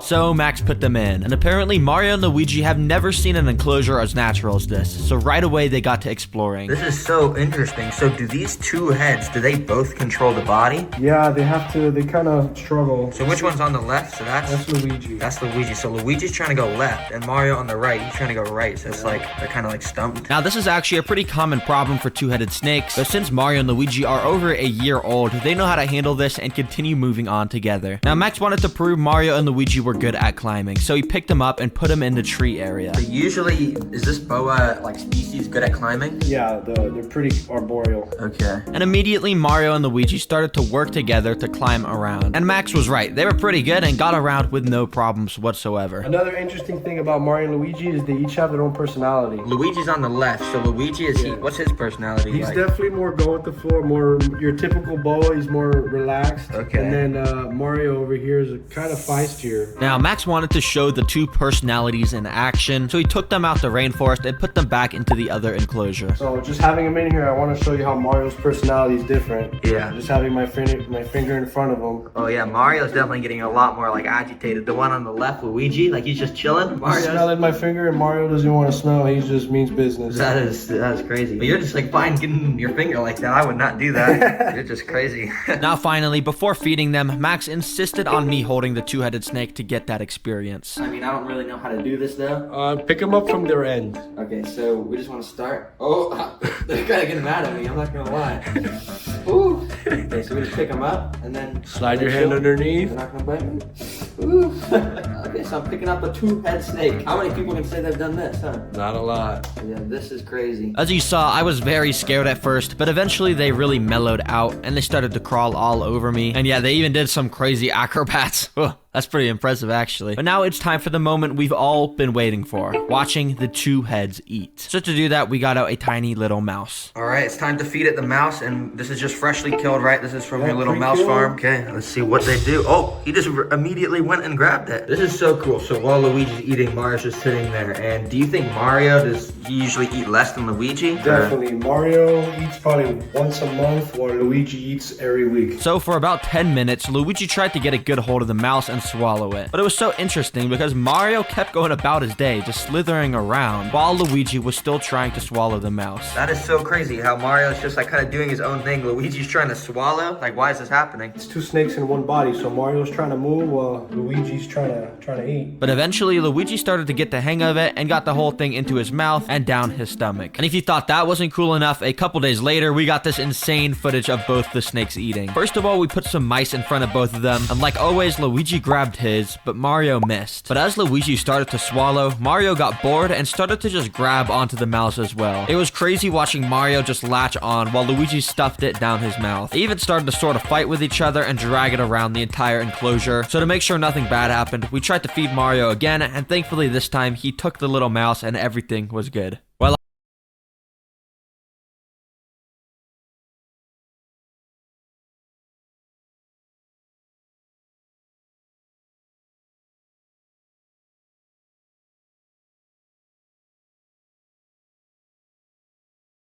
thank you for watching. This was my craziest video ever. Subscribe for more. Bye.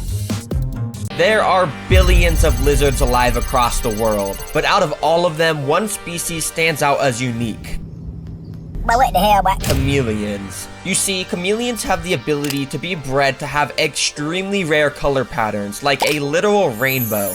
But I just came across the rarest color variation that I have never seen before. This beautiful red and blue chameleon that literally looks like a Nintendo Switch. Just to represent how rare this is, let's say there's a billion lizards on Earth and about 1,000 of those are a chameleon with this exact color morph. That would mean there is a 0.0000001% chance of this existing. And sure, it may cost $899, but this is gonna easily be one of my coolest pets ever. And once I get it, I'll show off some special abilities of chameleons that many of you have probably never seen before.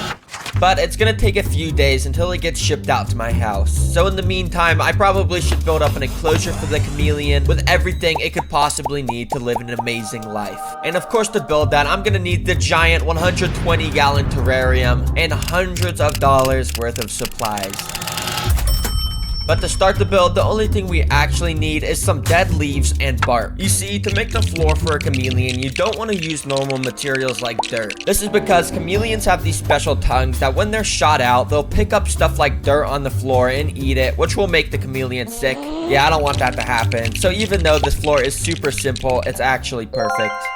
But of course, the rare Nintendo Switch chameleon I'm getting is gonna need a lot more than this in his enclosure. Yeah, this is just definitely not enough. So for step number 2, I got a whole bunch of wooden branches. Now, as you can see, I installed these 2 metal bars going across the enclosure, which I'll start by covering in the branches I have. I made sure to make the branches reach all along the top of the enclosure, the bottom, the sides, and literally everywhere. And after they were secured in place with zip ties and foam, I covered up most of that ugly stuff with some moss and leaves. So it doesn't look like a 5-year-old made this anymore. I also got a bunch of these vine things, which are basically these long bendable rubber sticks that recreate the look of jungle vines, and they curve all around the enclosure. Okay, if I'm being honest, this does look a little bit cluttered and messy right now. But trust me, coming up in this video, I got some stuff planned that's gonna make this, you know, actually look good and be an actually good enclosure. And plus, all these branches and vines are actually very necessary to allow the chameleon to climb and swing around the entire enclosure. And don't worry, guys, because I'll be getting plants to cover up these big ugly foam things in the corner. Speaking of plants, I should probably put some in here since that's the next step to finishing this amazing home. But I don't have any right now, so I'm gonna go to the plant store. Now, of course, I drove to Walmart, as always, to buy my plants. And the plant section was actually amazing this time. I mean, they had a way better selection than they usually do. Just look at all of them. Oh my gosh, are you guys seeing this? $15 for this giant plant. Okay, that is actually a super good deal. You're only gonna see deals like that at Walmart. That is why I come here, guys. So I picked out all the plants the rare chameleon could possibly want and brought them home. Alright, so obviously I've got plants now, but you'd be stupid if you think I'm just gonna put these straight into the enclosure. Oh, no, no, no, no. I'm going to make these plants way, way better. And what I mean by that is I'm gonna make them look extra cool with some animal-safe red and blue paint. Yeah, I'm gonna paint these plant pots to be the same color as the chameleon I'm getting. I don't know why, I just think it'll look cool, okay? Yeah, I did this on every plant pot. It took forever. But after letting the paint dry for a few hours, I started to scatter the plants along the floor and sides of the enclosure. And in no time, I was done. And check this out. This looks, I mean, it looks alright. I mean, the plants and everything look fine, but maybe the blue and red pots were not the best idea. The paint kind of started to fade. It's not even blue anymore, but it's still pretty funny, and I bet the chameleon's gonna like to see some of the stuff of his same color. So, anyways, I gotta get to the next step. Let's just go to the next step right now. Let's go to the next step. Okay, anyways, on the to-do list, there's 2 more steps to make this a chameleon dream home, starting with some basic technology. And what this means is I've got a bunch of technology like this light bulb, which is necessary, but to be honest, it's nothing special. This light bulb in specific generates heat, and as you can see right in the basking spot under the heat lamp, it reaches up to 90 degrees, which is perfect. And of course, in a cooler part of the enclosure, it reaches about 70 degrees, so the chameleon won't get too hot or nothing. You know, we don't want the chameleon to get heat stroke.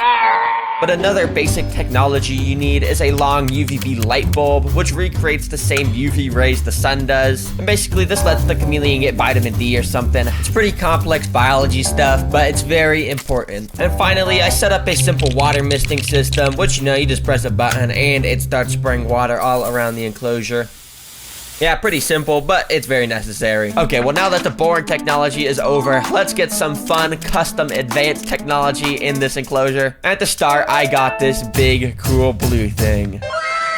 You see, earlier at Walmart, I saw these toys that were apparently made by the YouTuber Mr. Beast. And, you know, I love Mr. Beast, so I bought this egg-looking one, which I had an idea for how I could use in the chameleon enclosure. So I pressed a button to open it up, and inside was, this thing. What the heck is this? Okay, I guess inside there's a Mr. Beast toy that makes that annoying noise. Well, I don't really know what I was expecting, but I guess let me just put this inside the chameleon enclosure, and there we go. If you're wondering why I put this in here, well, I was just thinking I want to give the chameleon a nice friend, and, you know, this is kind of animal looking thing, so, okay, I'm sorry, this is stupid. Let's just go to the next technology. And now next on the to-do list, this one is even cooler than the last. All right, so for the second thing I'm adding in here, basically, I just wanted to make it look more like a home. And as you know, most homes have paintings around their house because that's just what homes have. So I'm gonna add my own custom painting inside of here. And to get the custom image made, I asked AI to make a picture of a red and blue chameleon wearing a suit. And, oh, look at this. Look at this. Oh my gosh. Wait, okay, we're gonna put this painting inside the chameleon's home. Oh, this is gonna be pretty cool. So I drove to the printing store and printed the image out, hoping no one around me would see me getting these stupid looking paintings. Bruh. And there we go. Check it out. This looks pretty, I mean the painting looks kinda cool, but I don't really know why I added this either. It's a little useless, but anyways, this entire enclosure is actually pretty much finished. I don't know anything else I can add to it, so I guess it's just time to add the rare red and blue chameleon inside. Let's just cut to then. So as you can see, I got the lizard right here, and I don't know what I'm doing outside. I should probably just go put him in the enclosure. So I opened up the package and immediately was amazed by its beauty. Oh my gosh, this thing looks super cool. Okay, wait, this is easily gonna be my coolest looking pet. The only thing to do was open the lid and let it crawl out when it was ready. And of course, it went straight to doing its stupid chameleon dance. Well, what the hell, what? Now, as you can see, the colors on it right now are sort of darker than what they should be. And that's because currently it's a bit stressed from just getting out of the shipping container. Coming up, I'll be explaining exactly how chameleons change color and why by showing you guys this rare lizard. But for now, I want to show the amazing ability that chameleons have to hunt prey from literally across the enclosure. Now, you guys may not know this, but chameleons actually love crickets. Like literally all all my other pets and crickets are pretty healthy for chameleons, so yeah, that's what I'm gonna be feeding him today. So I waited a few hours before putting any crickets in to allow the chameleon to adjust to his new home. And as you can see, soon enough, his color started to brighten up, and that means he's ready to hunt. Come on, crickets, get out, get out. There we go. Yeah, get out. I put a few of the crickets inside, and at first they sort of just started to mind their own business, just walking around looking for food, you know. But little did they know that they are about to become food for this guy. Hi, how are you? Now, the first ability chameleons have for hunting is their eyes. As you can see, both of his eyes are able to move in different directions, constantly scanning everywhere around him, in front and behind at the same time. And it wasn't long until the chameleon set one of his eyes on one of the little crickets. He started to move into attack position very slowly. Yeah, chameleons are so slow, they're basically sloths. And while this cricket thought he was safe, little did he know what was about to happen. Chameleon's second ability, their insane tongue that's over a foot long. Yeah, whenever this chameleon was within a couple feet of a cricket, it locked onto the target and shot its tongue directly towards it.